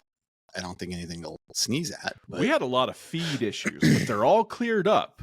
So if you search for Life After the Cover Save, only one show shows up now instead of 3. At one point, it was 4. Oh. Did you guys shut down shortly after we recorded that Necromunda episode? I don't know, like 2 years ago now. And it's like, was it because I was on that episode? That was the episode that shut did it down. Yeah. No. Perfect. So, what was the impetus for coming back? Well, I got, I started listening to podcasting. I kind of like stepped away and started getting excited about playing again, playing the hobby. I kind of stepped away from the hobby in general. And me and Travis have been talking about starting projects together, and then we wouldn't really get any legs going. And then finally, when the Old World came out, I think that's when we were, or right before it came out, we were really like, hey, I want to record again. I miss that. Yeah. And so I think Travis. Ultimately we were just doing so much hobby, and we were back in it, and we're all like, well, we ostensibly we were doing way more in miniature gaming than we were like in the last year of LATCS. When I was just a shadow member, I was the editor in the background, but now, Blake and Ed, they decided to let me in as a full member. I got the tattoo and my subdermal implant supposed to be installed next Wednesday, I think. Yeah, it is nice. Yeah, I find doing the show also helps my hobby in a way that I want to provide content, so I want to paint something, so I want to move forward, and in that sense, I want to play games so that I have things to talk about. But likewise, it forces me to play games, which I enjoy. So it kind of becomes cyclical, I think, for myself. Well, welcome back, guys, because I too took a break from even kind of listening to podcasts. I wasn't commuting during COVID, and so it was like that was when I listened, and but now we're all back. We're all back. Here we go. Reformation of the West Coast Podcast Alliance. I'm in. Except we're missing Imperial Vox. Phil and Dawson, we got to get them back. Yeah. Dawson's not coming back. Get out of town. All right. Well, now that Campbell is on the West Coast, we can include Badcast as part of the West Coast podcast. Half of the Badcast. It's a strong alliance. So I heard you say Old World got you guys kind of focused. What else are you working on other than Old World? Like, what are you enjoying playing right now? Are you doing 40K? I'm enjoying thinking about playing the Old World, but technically haven't actually played it physically. I've played it digitally, and I'm still very excited about it. With Josh. But with Josh, it was some really fun, interesting games. I think I understand the game, but I can't really say that I've played it. But I am playing for me a ton of 40K right now. I'm getting in on average 2 games a month right now, and that's more than I've done in a very long time. With several kids and a full-time. It's a little tougher. Yeah. Got your hands full. I'm playing at least once a week at this point. Like I'm playing pretty heavily. So, which is again a lot for me. I am not. So I sat with Shell and played. We talked earlier about games played, and we played a game and we split it up over 2 days. I think we take for granted how much mental energy that takes to learn the game and be involved in it. And I told Shell after my game last night at the Guild House, I was like, now imagine playing 3 of these in a day and then 2 more the next day. And by the way, if you're in the top tier, you're going to play 3 more in 1 more day. She's like, that's not happening. And I'm like, I know it doesn't happen for me either. I just can't. All strangers and the pressure's on. Go. Yeah, I can't. Oh, geez, that would be the end of. Yeah, tournament play Tournament play, I think, is behind me. I would have a hard time playing 2 games in one day. Well, listen, we got you guys coming up the 8th up to my neck of the woods, along with a bunch of people. So we're going to have a ton of games to play that day here at the Astronomicon. So I think I got to set up like 5 tables. So it'll be a good time. It'll be a good time. Yeah. I'm looking forward to it. Okay. Very exciting. So with all that in mind, let's move into our topic du jour, which is the Warrior Lodge. And for those who aren't aware, it's a moderated discussion, kind of talking about some recent things going on in the hobby, or even long-standing things, and how those things impact us and the people we play with. So I'll just launch right into it with question number 1, which really focuses around the Warhammer 40K universe being a satire.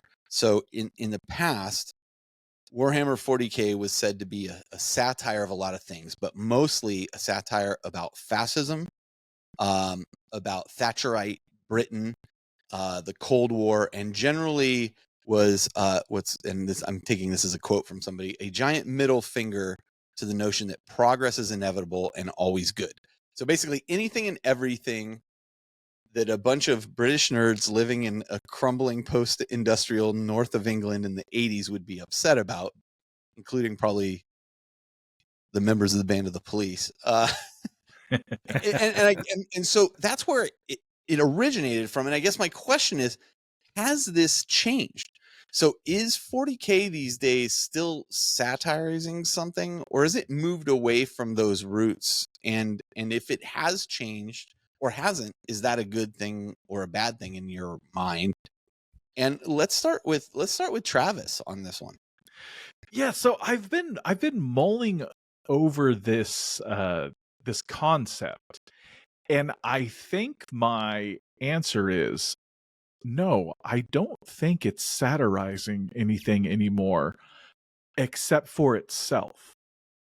I feel like the core of that, the satirical commentary of what it was talking about is all still there, but now it feels like the game almost takes itself too seriously in the lore for me to say it's satirical. It's almost like it has become its own genre. I think it is no longer satirical, and what it is grimdark. The satire evolved and gave birth to this new, well, quote unquote new sci-fi genre that we now call grimdark, where it's just a grim, dark future. Except for when you think about the orcs, that they're the only ones that I think. But I also think like the orcs are just satirizing the universe that they live in by just having fun in it. But yeah, I think that is my answer. It's interesting that you say the orcs in particular, because I've seen the orcs displayed in kind of 2 different ways.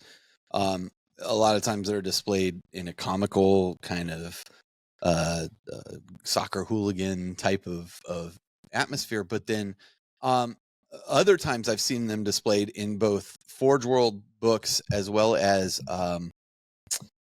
I want to say Rin's World by Steve Parker, which was one of the Space Marine battle books, where they were much more serious and kind of scary as a creature. Ferocious. I have thoughts on that. I think both things are true. And when an orc army is presented as that kind of like fun, laughing at itself, I think that is the orc's own perception of themselves being personified. And when they're scary, that's what everyone else is seeing from the outside. I like that. And I think both things are true about the orcs. Oh, that's an interesting perspective. Ed, do you have any? You used to play orcs. Do you still play orcs, Ed?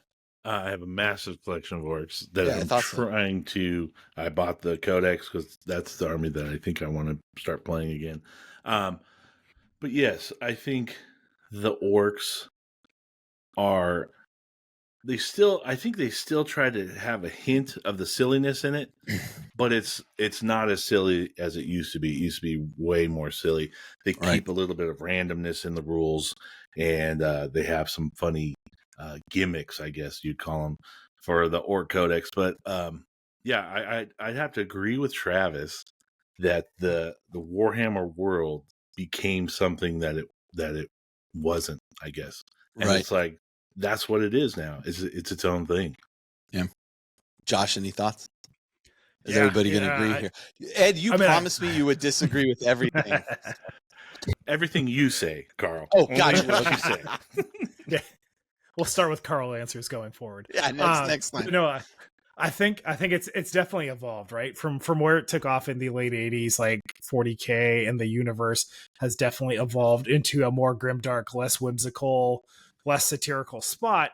But at the same time, if we're looking at like world history, like the state of the world that we're in right now, with like way more conservative nationalism, AI is like rampantly taking off and like being utilized, and these are all things that are like very 40K that have happened in the history of 40K, with thinking machines are outlawed, and the Imperium itself is just this, you know, theocracy that's taken over the universe of mankind.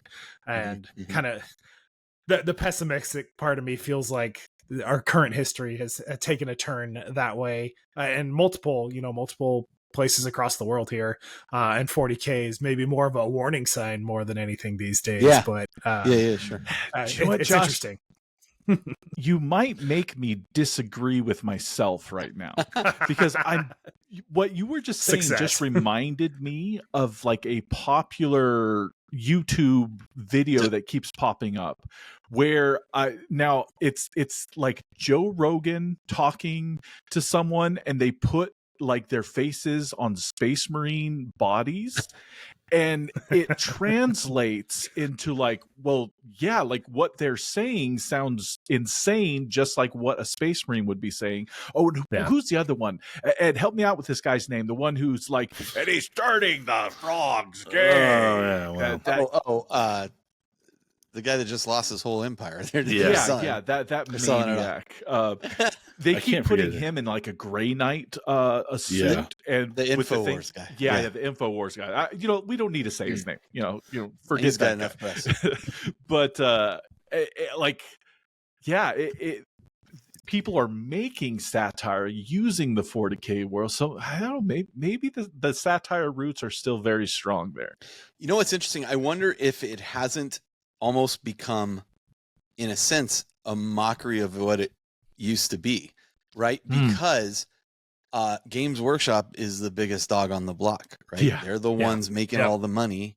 Like all these other companies, it's funny. Like maybe 10 years ago when I was at Adepticon one year, somebody was talking to me who was in the business, and they were talking about like how they have all these, like there's Games Workshop, and it is the big player, and everybody else, like the people who are making tokens, the people are all kind of like the hangers on, and they're getting their table scraps, but really like this is the company that's making the most money, and they just rolled out bonuses to all their people because they've done so well in this last year, and more power to them. But I mean, but the funny thing is, I wonder what the guys back then would think of this now, because at a certain point it went from being a bunch of gamers making something they thought would be fun to a business that is publicly held and traded. And so in a sense, it has different responsibilities, and it has a responsibility to grow and become as popular as it can be. But I agree with you actually all in the sense that there was a turning point where it started taking itself, you used the term too seriously, but I think it just started taking itself seriously instead of frivolously, and now it became less about look, space elves and space dwarves and this, and it became more about like we're creating a universe and a galaxy and a lore. And I think that's really apparent when you read the Eldar, or Eldari as they're called now, lore, like how long that has stuck around. That's the one that I always use as a reference, because it just, doing the show force for the Eldar really stuck with me. That was like, wow, they wrote this long ago, and it is fantastic and deep, and it has not changed. It's really incredible. Yeah. It's interesting because it started out like, if you read the Realms of Chaos books or some of the early Rogue Trader stuff, it's very much like 80s cocaine dream, like throw it Fueled. at the wall. But yeah, but it was such a small and like just, I don't know, flexible company. You know, it was like 10 guys in a basement, a bunch of nerds just getting together and having fun with it and kind of riffing off that. And now it, like, Games Workshop is this huge corporate entity with shareholders and all that. So to your point, like, just the nature of the company has changed. So I think the game has evolved and the background, the lore has evolved to support that, and just the growth and sustainability and seriousness. And in some ways that is kind of its own satire, I guess, which is interesting. And I think that can be a problem when you have like a CEO who does not understand the game. Like, right. That I think that has evolved. I think the guy currently is a lot better than the previous guy, but like, I think that was a problem. So I guess that leads to that second part of that question, which is this a good or bad change, or are you indifferent to it? My take on it, so I can give something for Ed to disagree with, is that, quite frankly, for me, it's a good thing. I like my sci-fi a little more serious and a little less goofy. There are goofy things within 40K, and I tend to, I tend to glaze over my suspension of disbelief with them. But this is why I really enjoyed the previous, like the Forge World Imperial Armor books, where they wrote it in a much more realistic and realistic, in a world where there's magic and but it was much more gritty and it was more grim than grimdark of a codex. So what are your guys' thoughts on that? Is it good, bad, indifferent to it? Josh? So I would say I miss the comedic aspect of 40K from time to time, again, especially since I've been playing second edition. But I think for the overall health of the universe, the lore, the background, I think it is a good thing. I think it's a good evolution. I think Grimdark is so fitting, and it just makes the universe feel more oppressive, which is kind of really it humanity is in dire straits, right? So we've got everything's desperate, and we're on the brink of disaster from all sides. Like, Necrons popping out of the ground, Eldar floating around everywhere, Tyranids coming from nearby galaxies. It's a mess, and I think the more serious, somber nature of the lore now kind of reflects the that we are in fact one stroke away from midnight. Travis? I'm gonna have to disagree. The lightheartedness of the game is really like what drew me into it. Like, it's funny, I've never collected orcs, but orcs have always been my favorite faction to play a game against. And so, and it is that silliness. It's the battle wagon being able, its capacity is how many models you could fit on it. Like that kind of, but I was born in the second edition, where I think that game was the most silly game they ever made. It was rather ridiculous. It was like characters just doing amazing things, and you had a few troops that didn't really matter. But I think there needs to be a little more balance. I would like to see a little more lightheartedness in it, and I think it might trickle down to the players, where players might not take the game so seriously. Something funny happened, like I was that's an interesting point. Planning a game, and everyone's saying, "Ooh, I've been against a very tough opponent, Cheyenne," and everyone was asking me, "Are you scared?" We all agree that we dislike Cheyenne. So. I'm going to disagree with you there, Carl. I do like Cheyenne personally, but I hate him as a 40K player. There you go. All right, anyway, I didn't mean to interrupt. Continue. So, but everyone was saying like, "Ooh, are you scared?" And it kind of dawned on me. I said, "No, I'm not scared, because there's no consequences if I lose." There's no consequences. It's not like I lose I have to break my models or something. Yeah. Well, let's make this more interesting. I'm still playing the game. Like that's what happens to me when I lose. I feel maybe a little angry, but that passes. Start breaking Cheyenne's models. Ed, what about you? What are your thoughts? Good, better, indifferent? I think that I would have to say that it's a little worse, because when Josh was talking about threat level midnight and there's enemies to our left and there's enemies to the south, I was thinking about America right now and how scared I am, because the news is telling me to be scared, so I have to be scared, and everything's really bad. And so when I go into my hobby, into my altered reality of the game I want to play, I want it to be a little more pleasant, a little more fun, you know? Okay. So I disagree with you, Carl. All right, fair enough. Fair enough. Look, I mean, I think you can see orcs in particular. If we talk in orcs so much, you see them played in two different ways, right? You see like Loopy's orcs, which are like, oh, his drill teeth dentist guy, and then you see like, you know, then you can see other players who play orcs in a very serious way. I think there's room for both those things, but you see Cheyenne orcs, it's just like Cheyenne's orcs are like, how can just kill? How can I beat Travis harder? All right, exactly. It's not hard. And Carl, I mean, he came up here and beat me with his Blood Angel, so I want a rematch. Anyway, let's move on. So I want to talk a little Age of Sigmar here, and Josh and I have talked a little bit about this on the show. I think the last couple episodes, but recently Age of Sigmar eliminated like this wide swath of models. In particular, the Stormcast Eternals were hit really hard.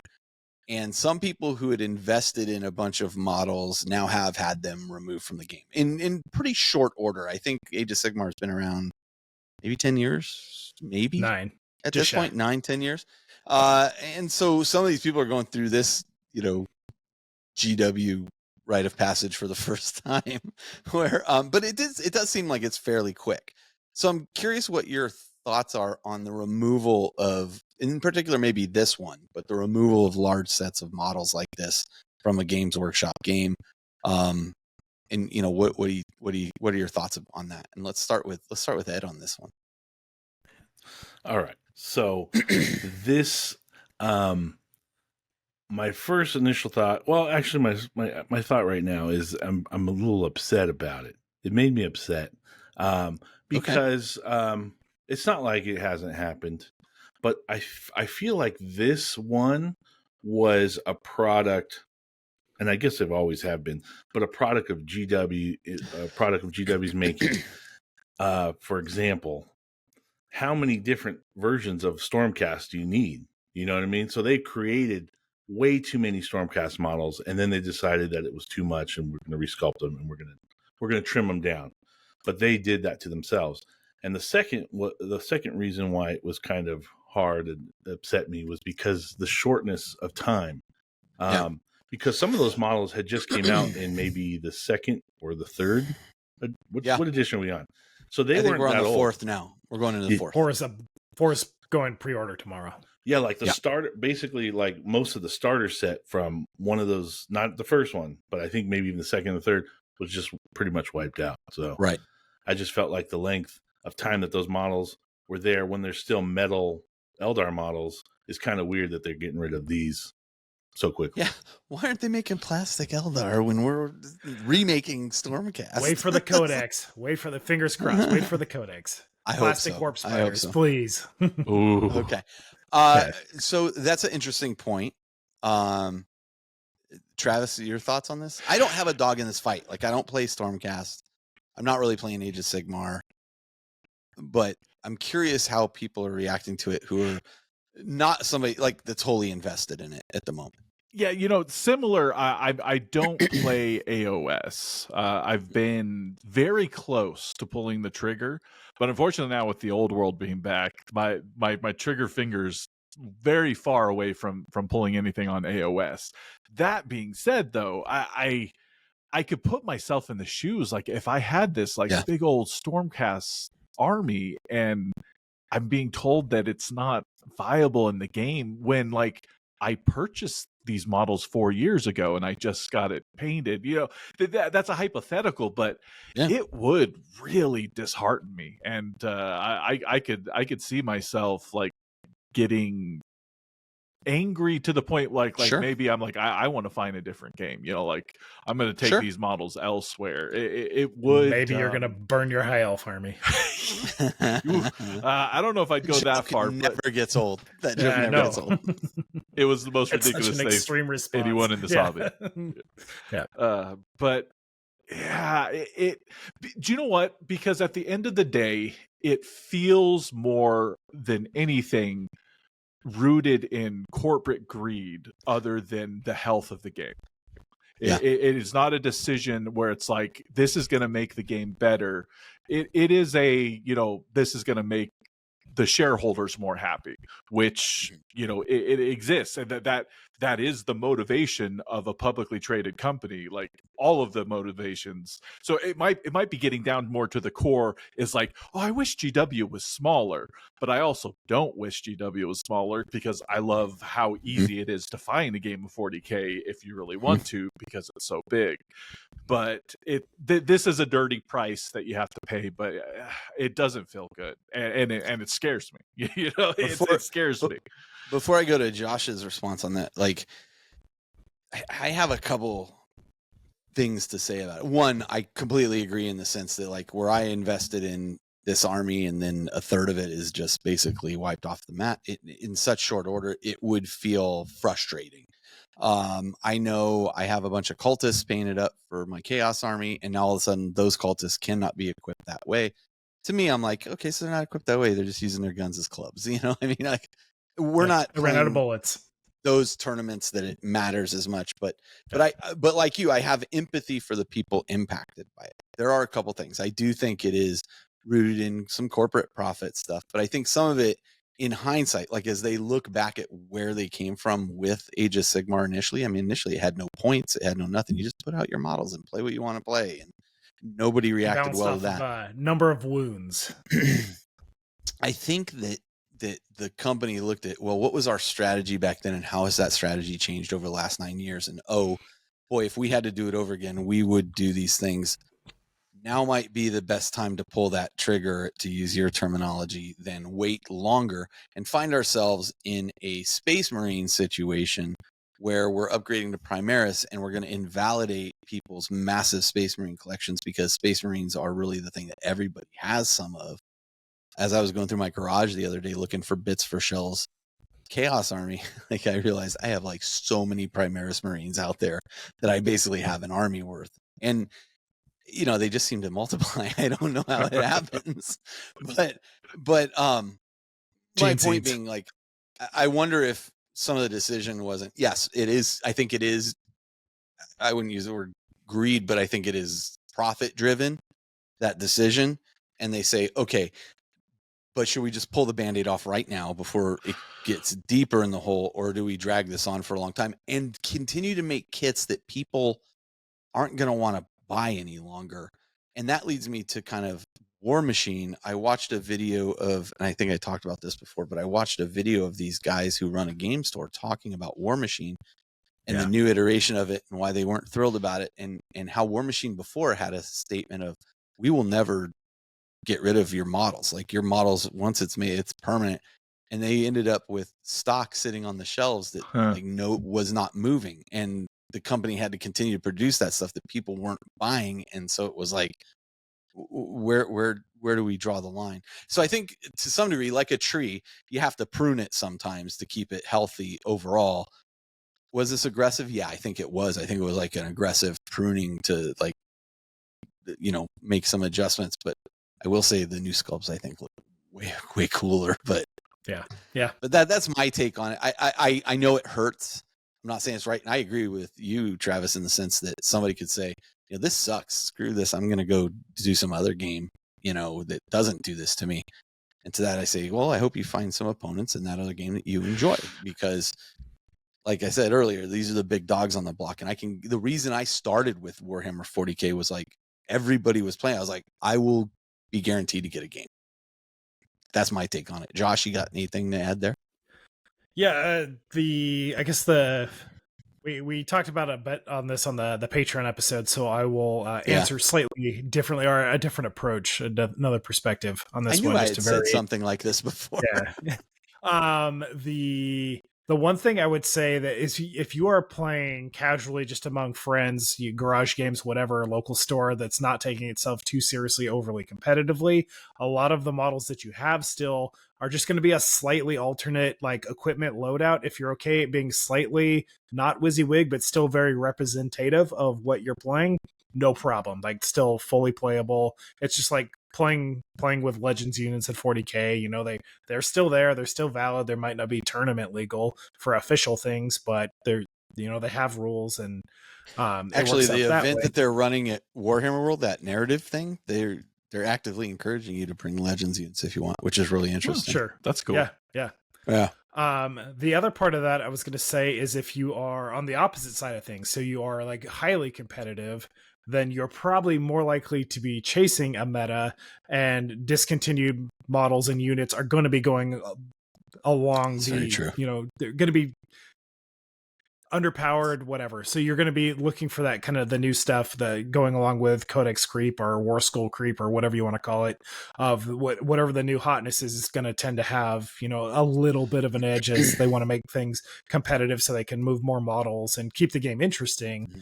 So there's that side of thing where you're probably already used to going through armies, especially like kind of top tier competitive players are cycling through armies like on a yearly basis, like just depending on what appeals to them, if not faster, right? Yeah. And then kind of somewhere in the middle, one thing I was going to say, regardless of player type, but it's more if you're looking at some of these tools, to Ed's point, are from first or second edition, like the first edition box set. So these molds are 10 plus years old at this point from when those things started in production. So instead of refreshing or retooling some of these old molds, that's an interesting point. Not throw money into repairing molds that have seen better days and now technology and sculpting and things can be better, but instead we're going to invest in a smaller number of models that are doing a better job of bringing models to the market. And again, Games Workshop right now is very much focusing on getting new players into the game. They care less, I think, about existing players who have collections and things like that. Your money has been spent, and it's not just like a greed thing, I don't think, but really they're about growing the hobby, attracting that next generation, bringing new players in, and better looking models are definitely going to help with that. But then you also have some models that, like the Prosecutors are a great example, that have been discontinued, but they've already been reintroduced in new sculpts. So if you have the existing Prosecutors, which are the winged kind of flying Stormcast Eternals, new sculpts have been released of this, but that doesn't invalidate the old models at the same time, right? If you have the old models, it's still a 1-to-1. I don't know if the basing size changed or anything like that, but it could be as simple as a rebase if needed, or they're identical and close enough in a friendly game. So yes, it sucks, but I think there's a lot of reasons, both financially, logistically, new player, better sculpts, new technology for it to happen. And I'm not invested in Stormcast, so again, I don't have any skin in the game, but I think regardless, see a lot of reasons why it happened. We could spell out the reasons from here till tomorrow, but if you're hurt by this, you're still hurt by this. And I think that's a valid feeling to have, to be upset that everything I've been working on is now no longer work-onable, effectively. Absolutely. So, speaking of Age of Sigmar, the new Age of Sigmar is coming out. Hashtag new Age of Sigmar. It's coming tomorrow. Actually, the pre-orders start tomorrow. Woohoo! We already got Travis's answer on this. Travis, you're deep in the old world, not in He-Man's Eternia. Yeah, dude, that's the thing. Anything that double dip. Age of Sigmar brings to the table, I feel like I feel that void with 40K. Like 40K is my round base, more Fair game. enough. And when I think of fantasy, although it's funny, I grew up with He-Man. I love He-Man, but I say that because Jason Mullins always compared it to He-Man. Oh, that's funny. I compare it to He-Man too, because I feel like that is the genre of fantasy kind of where it lives. High fantasy. It's not even high fantasy. I would say it's psychedelic fantasy. Like super high fantasy. Superhero fantasy. Yeah. Yeah. Whereas I like my fantasy stuff to feel like Lord of the Rings, armies meeting on the field of battle. Not a lot of terrain, just pushing around big blocks. I want to feel like a war master with one of those sticks pushing their Napoleonics across the table. And so that's why I'm an old world guy. Although I love Underworlds, and I'm back into Underworlds. So that's where I get my AOS fix. Is I love playing Underworlds. So the question there really was, are you going to play the new version? And if not, why? And so I think Travis has already pre-answered that question. And then Ed, what about you? If Travis isn't playing, what room does it have in your lexicon? So well, actually, no, not true. I was going to say the only edition that I bought of Age of Sigmar was the one that got deleted. So all the models that I have for Age of Sigmar are no longer valid. So I will really not, every single model. I think like most of that starter set is gone, and gotcha. the one with the ballista and the Griff Rider, and so I will not be buying it because by the time I get around to building it and painting it, it'll no longer be valid. So I'm out of Age of Sigmar. I'm just out. I think that's a smart response. Like, especially weighing like what time you have and what am I really going to get to. Every time I go to buy something now, and believe me, I always, every time I go to game store, I'm like, what can I spend my money on? You know? And then I look around and I'm like, realistically, when are you going to do this? I've got what I need. Yeah. I got everything I need. What am I doing? Sometimes I leave the game store kind of sad because I'm like, there was nothing for me to buy. That's pathetic. That's so pathetic. Josh, you and I have talked about Age of Sigmar. I think the great. Why don't you talk a little bit about Spearhead, just in the sense of it opening doors, but. Spearhead has me excited because it is kind of what Combat Patrol brought to 40K, but they've really taken it to. It's got 2 extra layers of depth. They've got way more tactics on there, better balance, better play testing. It has this cool battle trait / command ability thing. Like, do you want to cash in your card that's going to give you points, or do you want to cash it in for this once per game ability? And it's just. And it's similar. It's like, roughly 500 point size games. Looks really fun. Small maps. It's dedicated boards. So objectives already printed on the boards in place. So you need, I think, 4 pieces of terrain, your box, and you're ready to go with the deck of cards. Very excited for that. I've got the models. And as far as full on Age of Sigmar, I do have most of the old world models, most of the army, which should say that I'm building for the old world. I have a handful that are 20 plus years old for those models, but then most of what I have are newer models. So I have models that are going to work for both systems.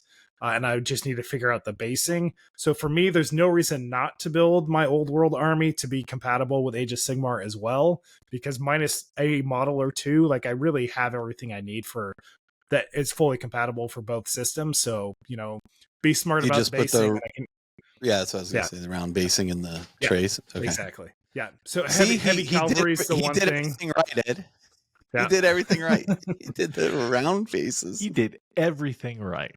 So I only have to paint 1 army, and I get 2 armies for 2 game systems out of it, plus Spearhead. So actually, I'm really getting 3 kind of unique games out of this 1 army. That's interesting. So that has me excited. But if I wasn't already invested for Old World, I might go in for Spearhead, but I probably wouldn't go deeper than that. Yeah. So the Spearhead, you're saying it's like a smaller version of AOS? I hadn't really looked into this. Travis, the interesting thing about it, and this is, I think it's super smart, just like Combat Patrol, super smart for 40K. Let's say you were Age of Sigmar curious, and you're just like, well, I really like these rats, or I really like whatever. You're out, $150 for the starter set, but you're playing immediately with that starter set. Mm-hmm. And my take on it, when we were talking in our Patreon episode about it, was I go in for that amount. Hey, maybe let's say I'm an Age of Sigmar player and I'm playing Tree Bros and I'm like, I'd really like to try Chaos. I can buy into that. I can see if I like it. If I don't like it, I can probably resell it for 75% of, if I've assembled it well, 75% of what it cost me. So it was a minor investment to test things out.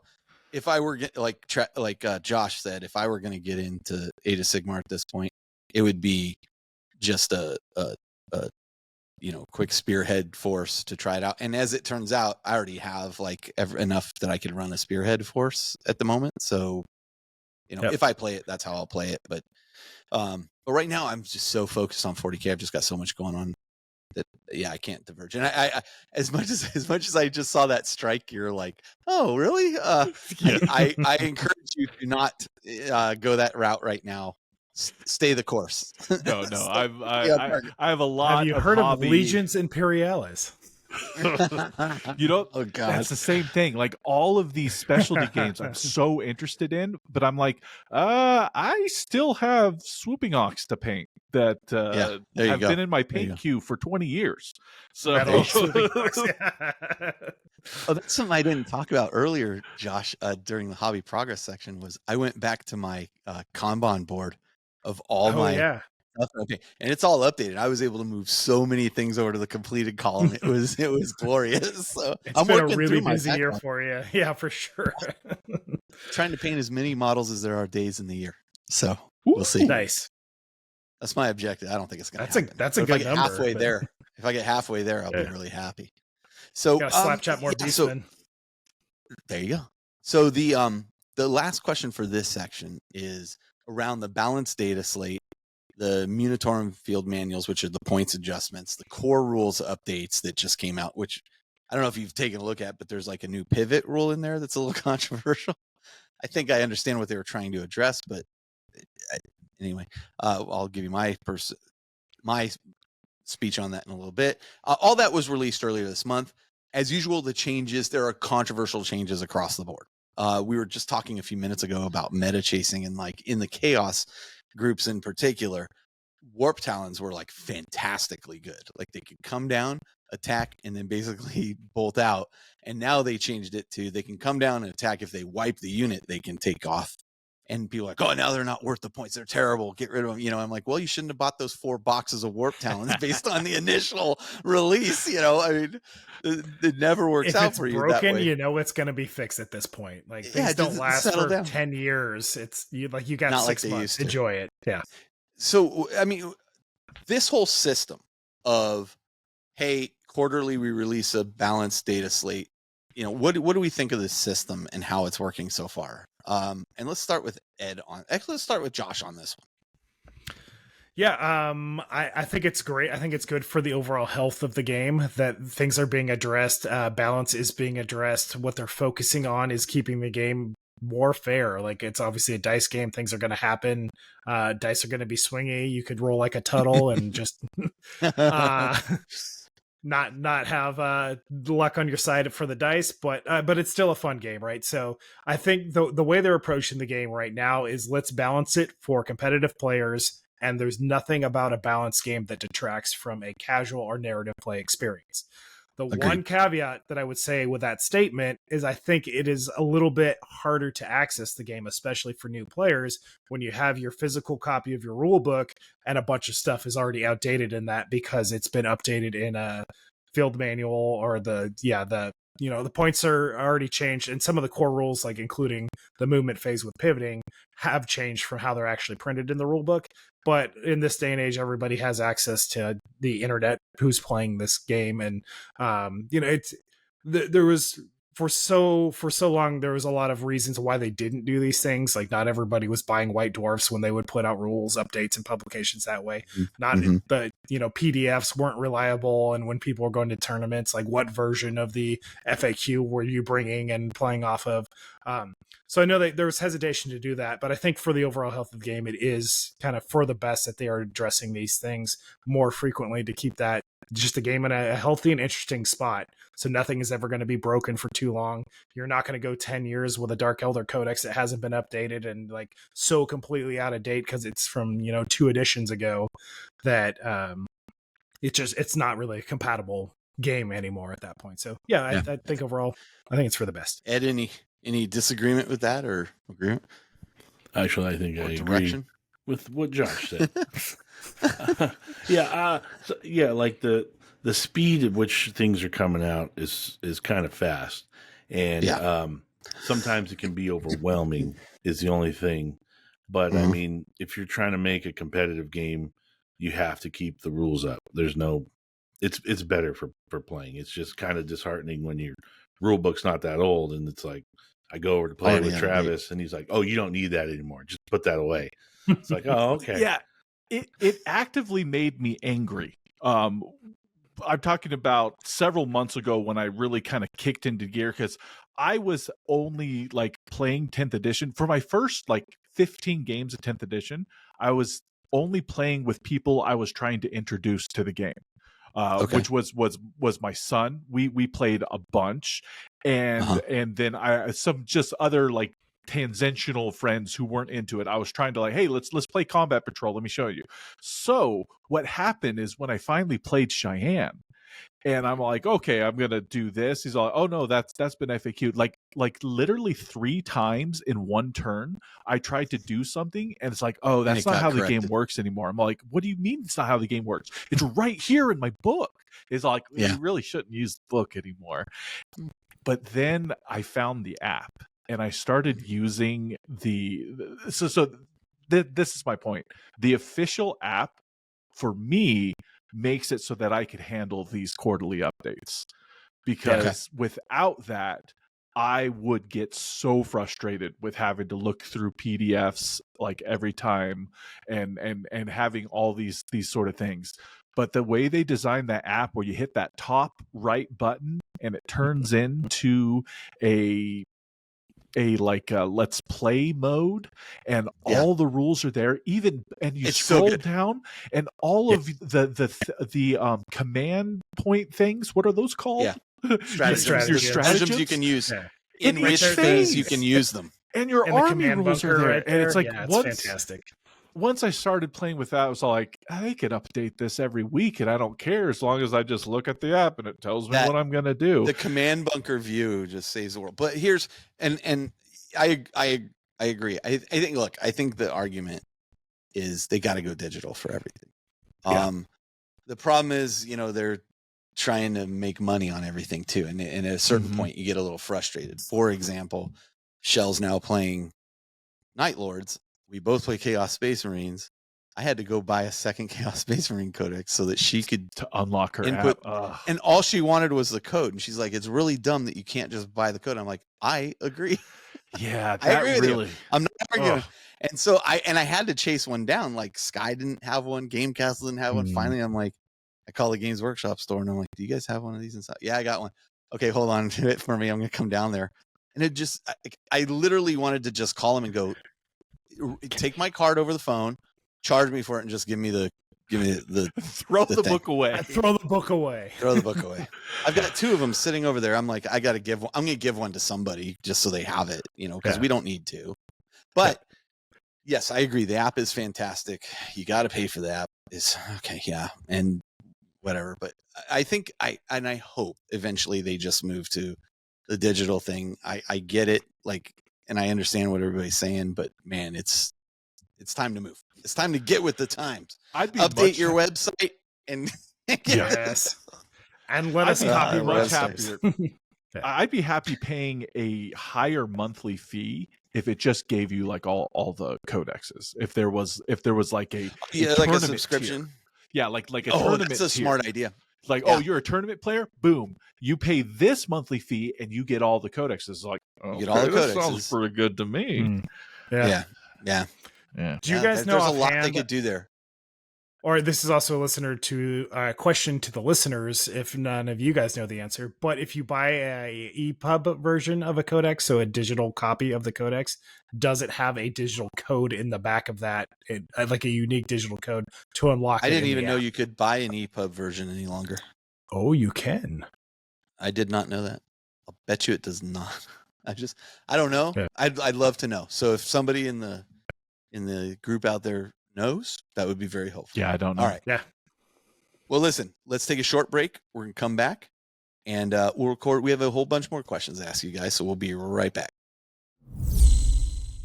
Okay, and we're back. And so Warrior Lodge Part 2. Let's just leap right into the next question. And this one for me is like a late edition, but Warhammer Space Marine 2 is coming out soon. The videos have sent me into overdrive excitement about it. Yes. Are you going to get it and play it? What are you most looking forward to in it? And then I have a follow-up question to that. But let's just go around the horn. Ed, are you going to get this game and play it? Absolutely, Carl. I'm going to get it. PC or console? Whatever. I have an Xbox here, so I'll probably play it on Xbox. I don't even know if it'll be on Xbox One. Do you have Xbox One or do you have the newer Xbox? One? My hope is that it will be cross platform, so we can all play together. If not, I'll have to get it on the PC to play with you guys. But I really enjoyed the first Space Marine. I like the multiplayer. And I've been waiting for this game for a long time. So yes, and there's a co-op. There's a co-op multiplayer too. Well, we're gonna have to do it. Yeah. Travis? Yeah, I'm gonna get it on PC and Xbox because I have two groups. I have my old original 40K group from when I started back in the 90s. We still keep in touch, and we're all kind of excited. Cool. Let's play this together. And they're all PC users, so I'll be playing it on PC. I'll be playing it on Xbox with my LATCS crew. I can't wait. Excellent, Josh. How you feeling, buddy? I absolutely love Space Marine, but I'm a Mac guy, and as of right now, to my knowledge, it is not Mac compatible. So I'll have to do a little command terminal. I've been able to do a few things to run more modern PC games like Diablo 4, but it's not 100% of the time that it doesn't always work. So I will absolutely love to play it, but I don't know if I'll have the system to run it at the moment. I've been known to randomly send people Xboxes, so be careful. I've got an old Xbox. My old Xbox will definitely not run a new game like that because I've got an old Xbox One, just the original Xbox One, not even whatever the One S or that came out afterwards. So I don't think it's going to run on that platform. And if it's not Mac compatible and doesn't work with the kind of the new it's the game developer kit that makes Windows stuff compatible for Macs. If it doesn't happen to work out with that, whatever version of Wine that it's running, then unfortunately I will miss out on this one until I get a platform that is compatible. Yeah, which I'll be super bummed, especially with that co-op. That looks so good. The first one. You know what? And here's the thing. I'll play with our listeners too. So make sure we're exchanging Steam stuff. Right now we're playing a bunch of Helldivers too, so make sure we're exchanging Steam stuff in our Discord channel so that we can play, because I'm all for it. In fact, I want to start playing what's the Underhive one where you're I can't remember what the name of it is, but I reinstalled it recently because I heard it got upgraded. Warhammer Darktide is supposed to be pretty good now. They've updated it a bunch. It's supposed to be really good, so I'm gonna give that another try. So, Rogue Trader just put out a big update too. I haven't checked it out. I gotta go reinstall that. I'm too busy painting. This is true. This is true, and nothing like video games gets in the way of hobby progress. So I've been doing a good job of balancing that so far. What do you think has been the best Warhammer? I don't include Warhammer Fantasy, but Warhammer video game release so far for you, Ed? I would have to say the original Dawn of War game was my favorite Warhammer game, because it kind of, in a way, was like playing Warhammer, but not really. And but seeing models go across the table and shooting and the sounds, and it was very much a very fun game, and that's my favorite. Yeah, Travis. So I loved that Space Marine one. I remember when you're just walking around and seeing the way the buildings were so massive, it submersed me in the world. So that's close up there. Dawn of War games I liked, but right before Space Marine 1 came out, they released a game called Kill Team. Yeah, that was a top-down gauntlet style shooter. Where was it top down, or was it kind of isometric? It was a little isometric. Yeah, I think isometric. But it's Space Marines crashing onto a derelict orc ship, and there's orcs there, and it's the sort of thing where you're moving with one stick and you're just holding down your gun and spraying with the other one. I loved that game. I had so much fun playing that game, and it was a great two-person co-op couch game. And of course, eventually, spoilers for this 15-year-old game, Tyrannage end up being on the ship as well. So you're fighting orcs, and then eventually you're fighting Tyranids, and man, it was a good time. So that's my I just number remember one. I just remember the melt-a-gun sounded like a vacuum cleaner when you would turn it on. It did. Josh, you? Yeah, all good choices. Yep, Space Marine definitely did the best job, I think, immersing anybody into the 40K universe and the scale of things, especially. That I've just blanked on the name.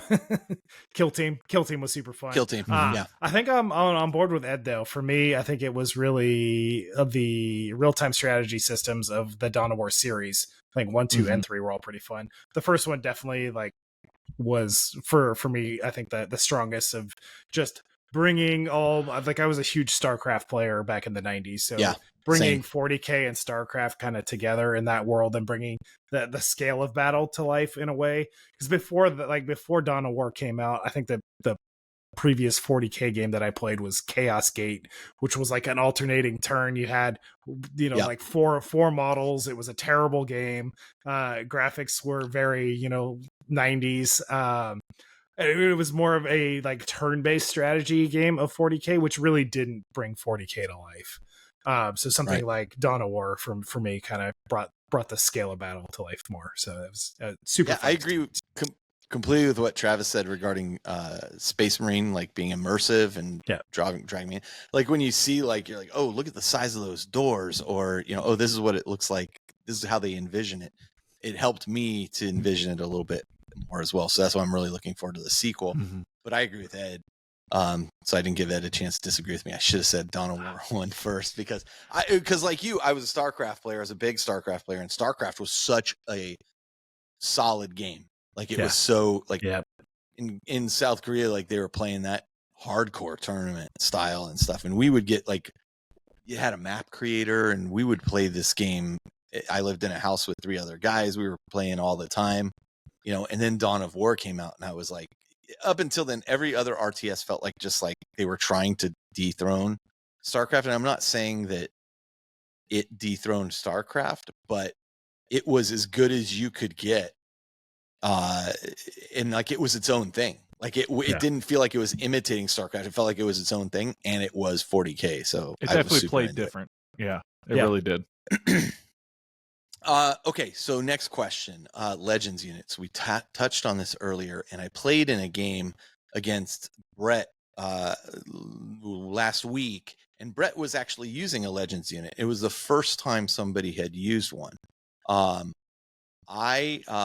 I have not been using them, and in fact, things that I've painted that I had a ton of units that have been Legends. Like I had different tanks for my Chaos Army and all this stuff that were Forge World tanks that have all been moved to Legends. I had Contemptor Dreadnoughts that are now all moved to Legends. I had a bunch of stuff moved to Legends, and I kind of said, well, I'm not going to really focus on using that anymore or again. And then playing Brett recently, because I felt like my efforts in painting were kind of wasted there while I was trying to get things moving.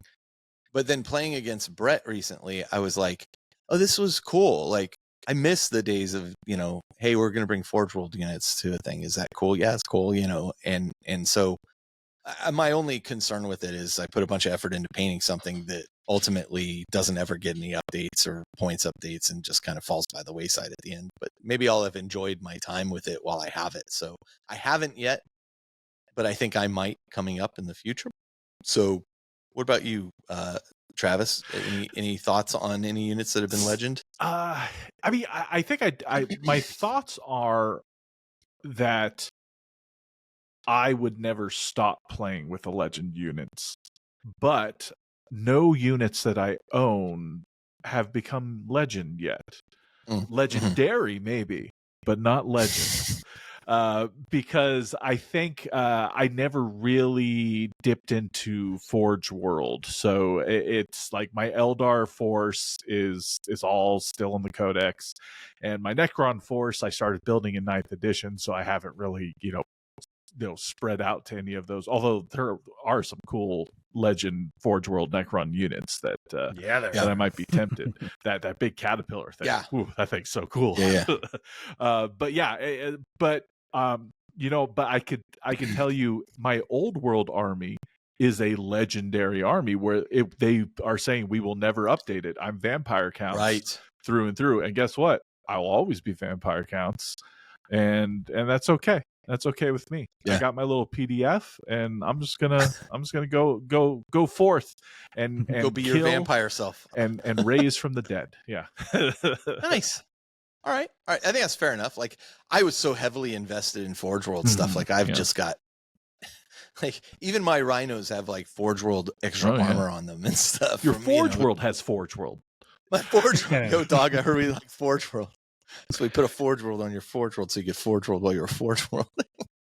What about you, Ed? Have you had any experience playing with any legendary or against anybody running Legends units? No, I haven't. I haven't played that many games in the past. They weren't really doing the legend thing. Yeah. But something to think about is when a model becomes a legend, because it's happened when they brought Age of Sigmar out, and they're like, you could still play your Warhammer Fantasy models, but the Bretonnians are legends, and they're not going to update them ever again. But now they're back, so maybe if you hold on to your legends, they might come back into the game. They might have a resculpt. They might do a resculpt, but you might just pull out your old one and be like, this is good enough. I'm going to use this. Yeah, everything seems cyclical, right? Yeah. I mean, that's I think that's the best point made of the show so far. Wait, Legend for now. God of War was the most important thing. Josh? Yeah. You ready to play against some Legends units? Bring it. I do have both a handful of Legends units for my Necron armies and my Sharkadon armies. And I'll tell you the number one reason I'm not playing with them is because they are not in the app.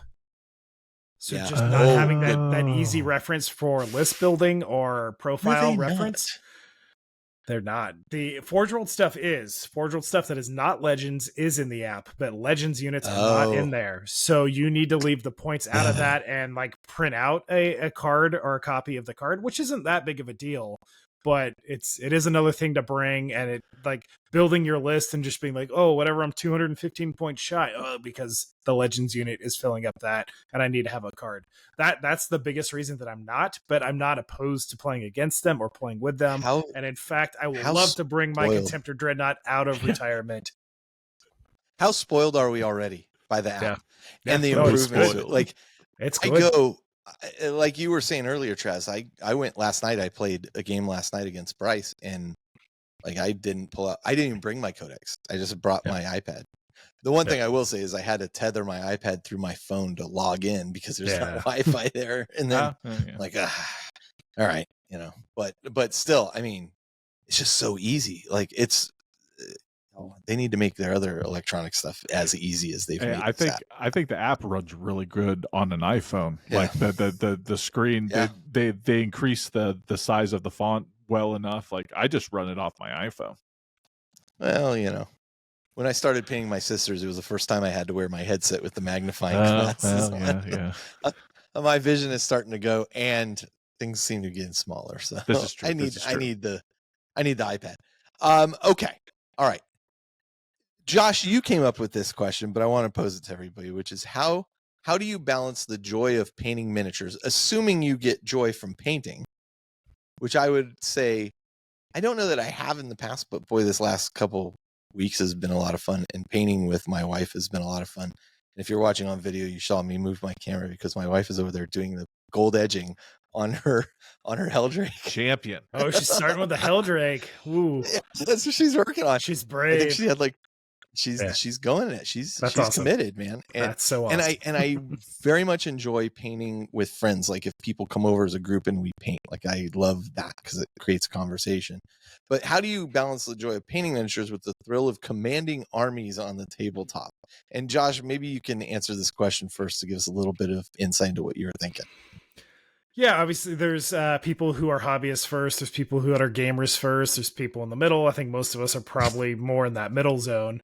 But a part of it is like, for me, playing is a very social aspect of that, where hobbying is very kind of introspective, a little bit more like therapeutic. I'm just listening to an audiobook, or I'm just like sitting there for 2 hours alone with my thoughts in a good way while I paint something and productive. And then I see that as an investment of my time now to then be able to take that and play with, friends across the table in a future event.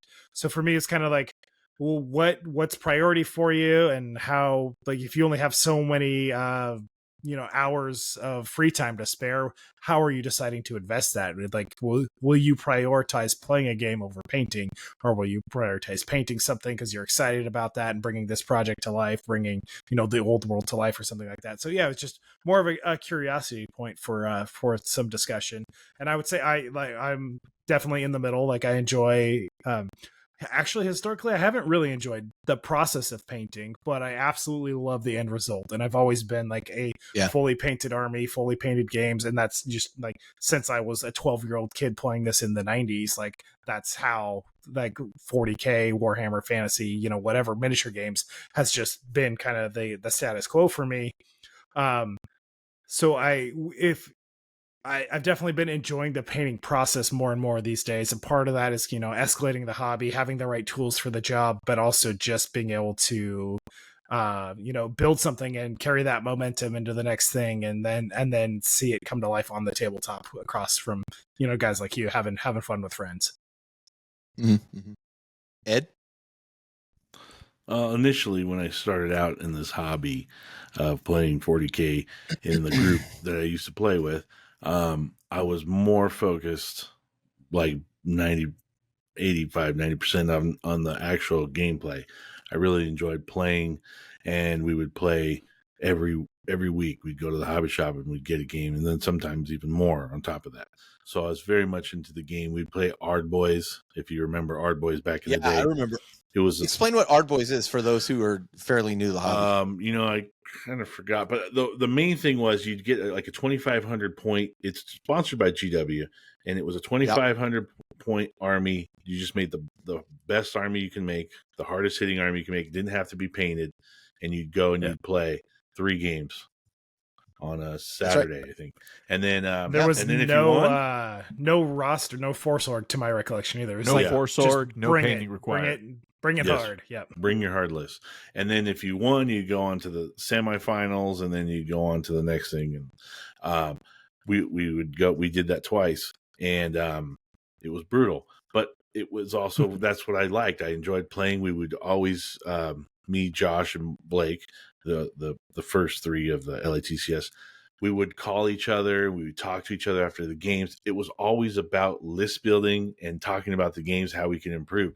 And that's that's what the focus was. But now it's kind of hard for me to play games of 40K, even if it's like, I know I'm going to have a fun time playing with Travis, or I'm going to go to Carl's thing. It's like something inside of me has been, I don't know, like, I'm not in that mindset anymore. And I get like nervous or stressed about the list. Oh, interesting. Yeah. So, and I'm always, and it's because the game from when I used to play a lot has changed so much, but I still, we all do this where we remember old rules and stuff. So I when I go to play, it's always like I have to like almost force myself to, but I do a lot of hobbying still. I still put paint. And you're a heck of a painter too, I might add. Thank you. Like you commission painted some of my Necromunda guys, yeah. and then Loopy did the other parts of it when you couldn't do anymore. Yeah. So I've always then since I stopped playing, to keep it into the hobby, I've always been the painter. So the balance is just swayed. It's just swayed from one end to the other, where I more enjoy painting more. And it's not that when I play the game, it's not like I don't have a good time. But even when I'm playing, though, I still get a little like tension and stress. Like, oh man, like I'm making all the wrong moves. I get kind of like, it's that alpha. Well, listen, when you come up here on the 8th, mm-hmm. It doesn't matter. I have never won against an orc army. All right. I'm not likely to start, even when I had an extra Vindicator on the table. True. That's true.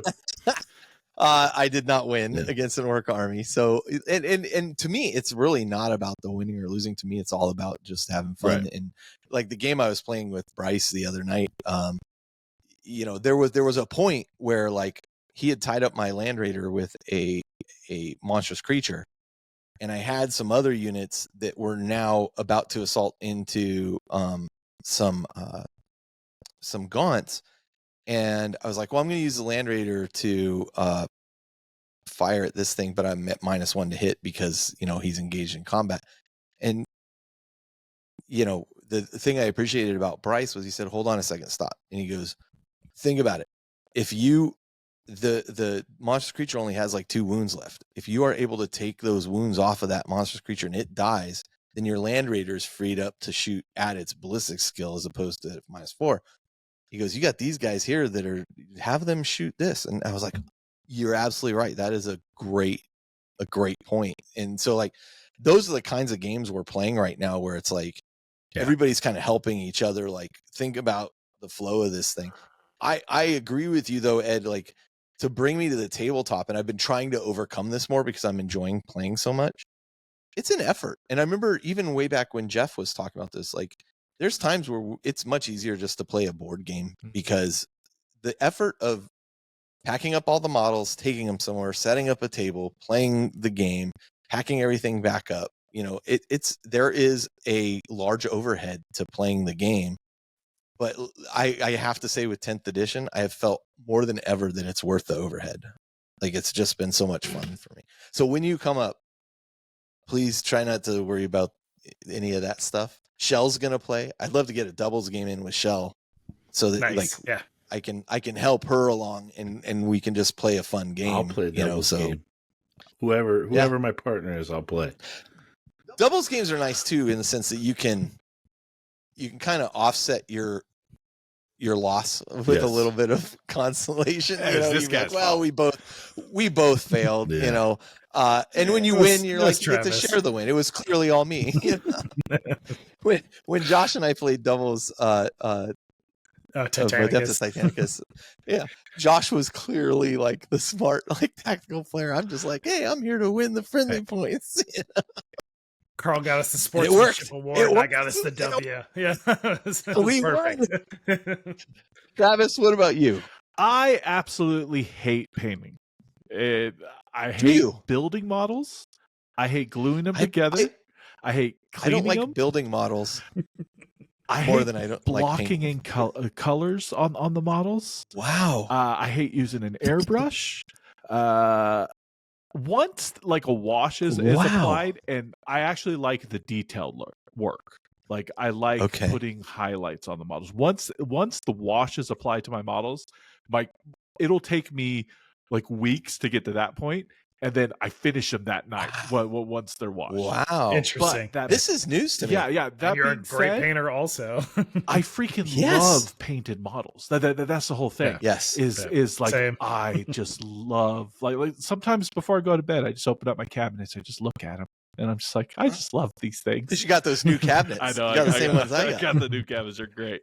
But it is kind of a chore. I have to kind of force myself. But the joy I feel having a completed painted unit is so great. Yep. It's what kind of pushes me through to get to that point.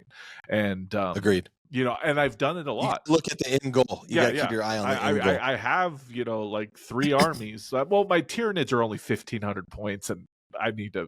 But they were once 2,000 points. It's an army. Yeah, it's an army. I love a painted army, but I don't much care the whole process. And what about the playing aspect of it? You clearly have enjoyed it. You've been playing a lot. Yeah, I've always loved playing, and the only thing that always seems to get in the way is just life and the time. In fact, I remember when 6th edition dropped, my son was only 5, and my local game store started running midnight tournaments where you show up at midnight and it went till 8 a.m. I did it twice. And because I would put my kid to bed, I'd say goodnight to my wife. I'm like, I'm going to play 40K for 8 hours in the middle of the night. That's kind of hardcore. You want to talk about art boys? That's Dude, hardcore. I mean, granted, I was much younger. This was 10 years ago when I did this, but it was fantastic. So I love playing, and actually I played in a lot of tournaments like back in the day, merely because I could get so many games in. But I'm a terrible player. I'm awful at this game, but I love it. So, well, what are you gonna do? Travis, what are you bringing up here on the 8th? I'm bringing my Eldar up on the 8th because it fits in a KR case. My Necrons, unfortunately, I mean they don't fit in a case as easily, and we're packing like for a full like 9 days, so space is an issue. So I was gonna say Eldar and Orcs don't work as good as a. You never understand what the scheme is telling you. Because we can come up with something. We will join with anyone, even the hated Necrons we have joined for to bring down the terrors of chaos. I could also bring Tau. That's as well. True. You really don't. Ed could bring Tau. Me and Ed could bring Eldar Tau. You bring whatever you want to bring. Yeah. Let's set up a doubles game. You guys against Shell and I think we'll have a blast. Done deal. Nice. Yes. I think we'll have a blast. All right. Melee combat or ranged warfare? What is your choice here? How does your play style reflect you personally? And Josh, let's talk with you first on this one.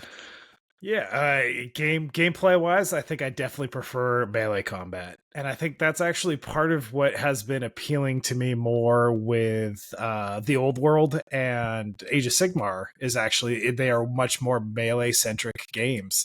So you get your maneuvering, you get your positioning in, and then you just get in there and you're clobbering each other. And something about that, just kind of the whirling dervish of combat, just always reminds me of like the old. Cartoons, especially with combated cartoons where you just get into getting the dust ball with arms and stuff flying out of that, like just always appealed. Getting in there, getting stuck in, having fun with it.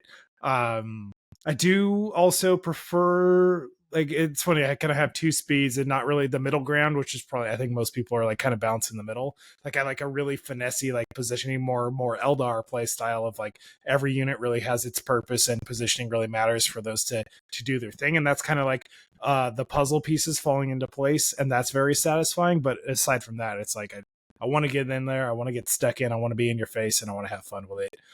And that speaks to my personality, and that I can have a large personality and be upfront, or I can be very reserved and tactical. And so I guess it does actually reflect upon saying this. Didn't really think about that, but sure. You're duplicitous like the Eldar. Yes, precisely. That's Travis. What about you? What do you prefer? Being a Eldar player from the start. That's what I got started with, and I looked at when you gave us this question, I looked at all my armies, and I build balance. Like, I'm always thinking about balance.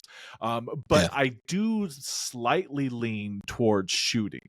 Like I focus on shooting, but I always have good combat elements. Even my Tyranid army is more than, it's 60% shooting.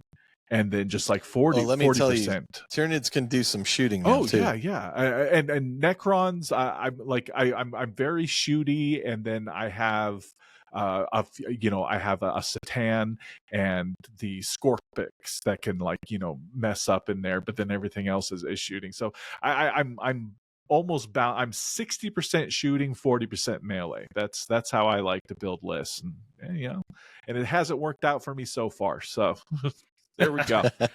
How does that reflect your personality? Oh, I always shoot first and kick later. Perfect. Ed, what about you? Man. What's your preference? It's hard because I'd like to say that I'm a melee-based person, but a lot of times when I'm looking at what the units can do, I zero in on the amount of shots I can get, the strength and the damage it does, because I feel like in the meta, or when I play these games, you have to take out their vehicles. You have to. I'm always like, what's my most powerful gun that's going to take out their most powerful gun that's pointing at me? And so I think Tau rail gun. I think it has to be shooting. Yeah, the answer is Tau rail gun.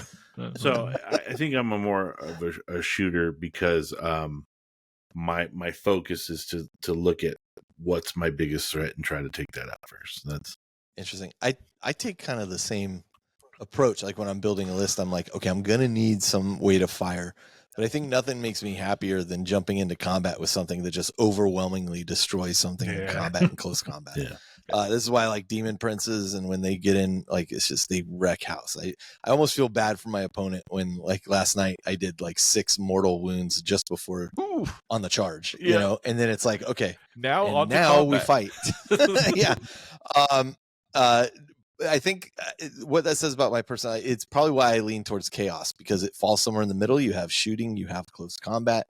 And I've said this before, but from my old days of, and for me now running role-playing games and Dungeons and Dragons and that kind of stuff, I was used to running the game, being the bad guys, and being okay with the players killing my bad guys. I mean, that's kind of what they were there to do. So when I'm playing chaos and I lose, like, I kind of don't take it personally. I'm just like, yeah, you know, chaos guys lose. Okay, you know, I'll get you next time, Gadget. They were there to be entertaining for my opponent, and sometimes I win, and they get a Return of the Jedi moment, and then the next time, or excuse me, Empire Strikes Back moment, and then the next game maybe they can win. So, I definitely fall in the middle, but man, nothing beats slaughtering something in close combat. Like, but it has to be like, for me, it has to be like precision close combat. Like, I don't necessarily want to throw 30 orc boys at something and roll 150 dice. I want to attack with like elite units that do like this. And one of the things I like about my chaos list currently is I really don't need more than like 16 dice, like in total. Oh, nice. In the set. Like, it rolls pretty low numbers of dice for the most part, and they come in kind of waves. So it's a good list, but they hit hard. So yeah, that's what that says about me.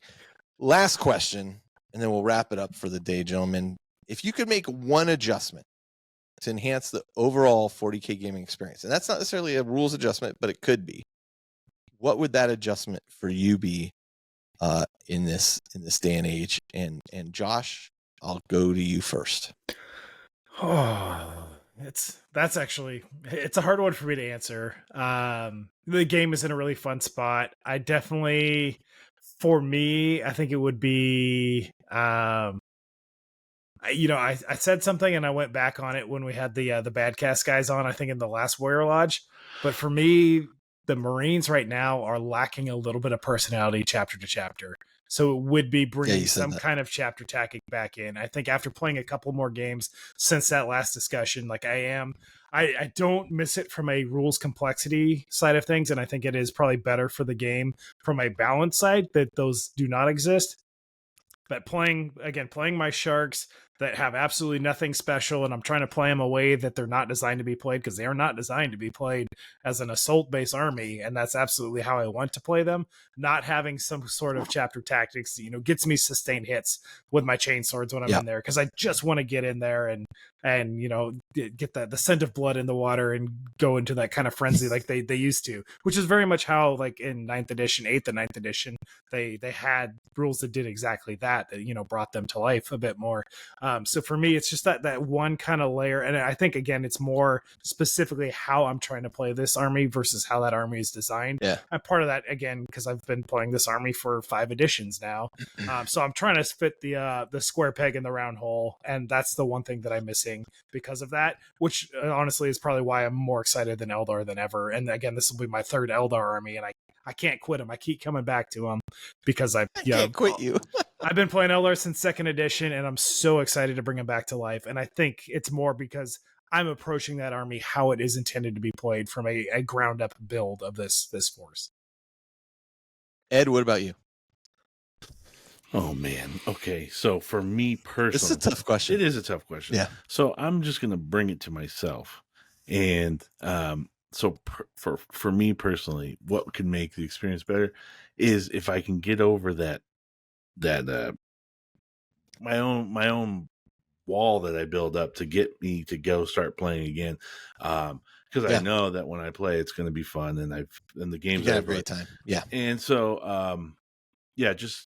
Do you think that's you're a very social guy, so it's not like a social anxiety thing. It's I don't know what it is, because when we were in the group a long time ago now, we had that hobby shop. I knew everybody there. And I think it's just that I just don't know anybody. I don't know what to expect from people. And so when I see that, that's what gets me. I know what it is Ed was like an alpha gamer. And like he was up like an athlete at the top of his game. Like Ed was crushing his foes. Yeah. Into a pulp, and it's funny. He feels, and he's changed now. He's mellowed out, but he still feels those impulses, and he's scared to let that beast out again. He's scared what would happen. He's maturing. Yeah. Yeah, I don't know about that, but it's a good point though you make about not knowing anybody, and it can be tricky. Like I've gone to now for a month and a half to this the guild house where these guys from Faultline are playing, and I knew a couple of them well, but for the most part, like I knew Bryce pretty well and I knew Michael Dunsmore pretty well, but then like I've played 3 games against people I had never met before, and got to know them. But there's a little bit of like, okay, I'm playing this new guy and what do you expect? And so usually I just walk up to the table, especially in that kind of environment where it's like, it's not at my house too. And I'm just like, listen, I'm super easy going. If you need to take a move back or something, you just let me know. It's not even a problem. Like I'm just here to have fun. And that seems to set them at ease. And like, I just try to set that tone initially where it's just, this is going to be a super fun thing for both of us. That's all it's meant to be. Is that being a vetted group, do you think that makes it easier or more approachable? Because some game stores, there's always going to be the outlier of like nobody wants to play that guy because just how they play. I think to a degree, I think there are still people in that group that I can tell, like having seen them, that I'd be like, well, this one will probably be a challenge for me. Like we're just not the right mix, But I could be wrong too. It could be the best game ever, and I'm biased and making a biased assumption. Travis, what do you think? All right, for you. So I don't think that my idea or what would make it better for me probably doesn't make it better for all. I want a psychic phase. I want a psychic phase. I want my psychers to be affecting the battle and tearing out the minds of the enemy psychers and crushing them in their hands. I want to be rolling. Dude, Eldrad is still no joke. Well, yeah, no. Here, like mind war the hell out of people. All of the psychic powers that they're using as shooting. Eldritch Storm is fantastic from the jet bike psyker. So I'm not really complaining about how the game's playing, and I understand you're adding another phase, but if they could find out a way just to like. I just loved the psychic phase. It was always my favorite part of the game, and I miss that it's not there anymore. Your Necrons didn't like it. Well, you know what? I didn't play Necrons back then. Necrons are my new army. I will agree that the psychic abilities don't feel like psychic abilities anymore. Yeah. There's a little bit of, it's just another shooting attack I get, on top of my shooting attack. But I don't know. I got to play around with it a little bit more. But yeah, I do miss psychers feeling like psychers, but at the end of the day, the game's playing fantastic right now. So I could be wrong, but I think it's in a great place. I think I'm going to play more of this than I played of 8th edition, and I played a lot of 8th edition. So, for me, I think they're on the right track with kind of everything. I'd like to see them. I'd like to see them go digital on the codexes and make those things digitally purchasable, so that we don't have to be bothered with the hassle of a lot of this stuff. Like I think they need to embrace their digital identity a little bit. And this goes for their website as well. We've talked about that. Like, it's all very frustrating to navigate through. Yeah. And I'll tell you, even activating the code from the back of the codex is a pain in the butt. And for Shell to do it, it was like, okay, you got to sign up under this thing. Now you got to do this. And the sign up doesn't work very well. And then, okay, what page am I supposed to go? Well, that one's not, showing. It was absolutely not a good user experience. Cumbersome. And I work in sure. the software industry. And so for me, it's all about user experience. And this is just terrible, a terrible, terrible user experience. Straighten it out, because they're on the right track. Yeah. Is the thing. Like, they're on the right path. It's just taking them a lot longer to get there than I think it needs to. So that's where I want to see them. But, yeah. All right. Well, with that said, let's take a break, and then we'll come back and we'll close out the show. All right, and we're back. We're back. And let's close out the show. Listen, Ed, Travis, thank you so much for joining us. Thank you, sir. Where do people go to listen to Life After the Cover Save or get more involved with your community, which is a sick in the head community, but I like being involved in it. We're trying to evolve from that. You have been sent pictures in the past by some of your listeners that are something else. I don't know what you're talking about, Carl. Yeah, we're an all-inclusive community. Fair enough. Fair enough. I like that. We do not kink shame at Life After the Cover Save, and we never will. But yeah, you could. Our listeners' kids are now like, "What's that mean, Dad?" You can find us on Apple's, Spotify, or anywhere that you listen to podcasts. Life After the Cover Save is the full name, and we do have a Discord that we're chatting up, putting hobby pictures on there. Also, the Facebook page. If you're of a certain age and still have Facebook, you could find us on there. But Facebook is great for hobby. That's all I use my Facebook for. Yeah. It's also great for setting up events. Yeah, setting up events and stuff like that. I wish I could quit it, but there's just some features about it that are just too useful. And also, we're rolling out a new Patreon with the podcast to add some additional content. If you like what you're getting for free and you want to support us, then we'll give you a little bit more. Yeah. Awesome. And that Patreon is where you can find that picture that listener sent us. Oh yeah, and you can see it. I don't. It's not there. It's not. So you'll get. I was going to say. So you'll get a bunch of 1 month low end subscriptions to your page. No, it'll be like, "Yep, I saw it. I'm out." We got the picture level for $1. You get to see the picture. I don't even know where the picture is. I think we threw it away. But. Oh, probably a good idea. That's illegal in some countries. So, like Life After the Cover Save, we have a Patreon. If you don't know, Josh and I are releasing some bonus content there, as well as a few other things. You know what we haven't talked about yet this episode, Josh, and that we need to, is our upcoming 2024-2025 that's right. Hobby Progress Challenge. Woo! The Bringing it War on back. Gray Plastic 4. I think this is the World War on Gray Plastic 4. I'm going to tack on after the show a piece that Josh and I did all about the parameters around which you can participate in the Hobby Progress Challenge. You can win prizes, all that kind of stuff, just for painting your armies. As you go, painting a unit a month. Super easy. If there's other contests that you're involved in with this, double dip. By all means, but there's some criteria you have to follow to get qualified for each month.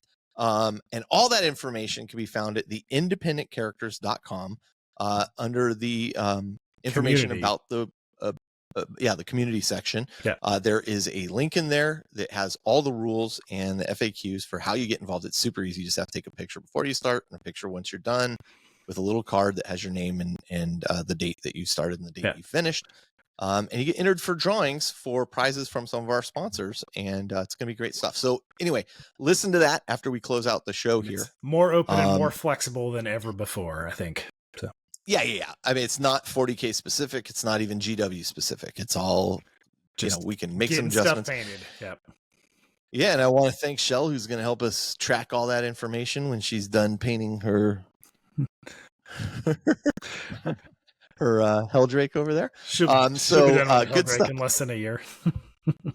Dude, I'm telling you, she's motivated. Yeah. She's freaking motivated. So I'm very excited. But it's been fun. It's been fun having a partner super involved. Yeah. That's awesome. And as I said, another thing, like one of the greatest things is like we finish a unit and then she gets to go to Travis's point, she gets to go put it in the shelf next to all the others. She's like, oh, and she like arrange everything. And I'm like, oh, she's really into it. So super, super loving it. Leave us reviews on iTunes. We love reviews on iTunes. We'll read them out here on the show. If we see them there, we have a Facebook group, as we just talked about. We are men of a certain age, and we do have a Facebook group. There's a lot of stuff in that Facebook group. We have a Discord as well that you can join. Wherever we're doing all those things that you're supposed to be doing. So, you guys got anything you want to add before we close it out? No. Thank you. All right. Well, guys, thank you so much. Yeah, thanks for joining us. us. We really super. We'll have you on again sometime. We may even have Blake on if he starts playing 40K. Ooh, is that a threat? Is that a threat?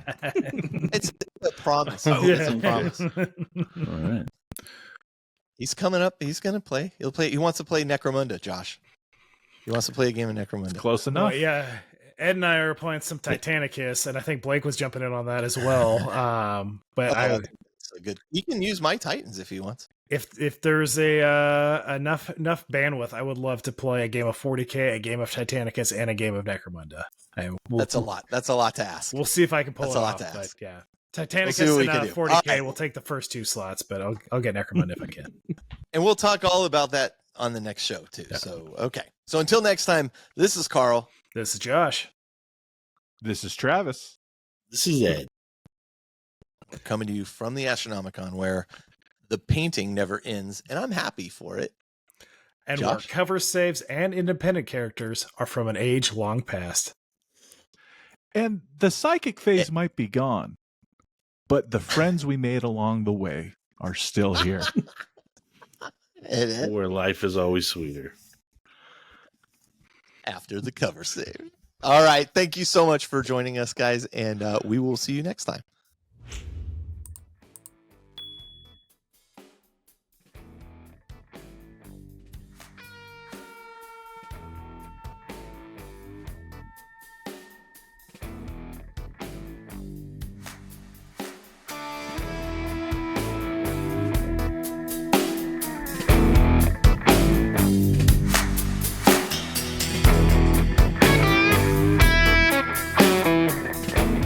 This episode of The Independent Characters is protected by the Creative Commons license. If you have further questions as to its use, you can find information on the front page at theindependentcharacters.com.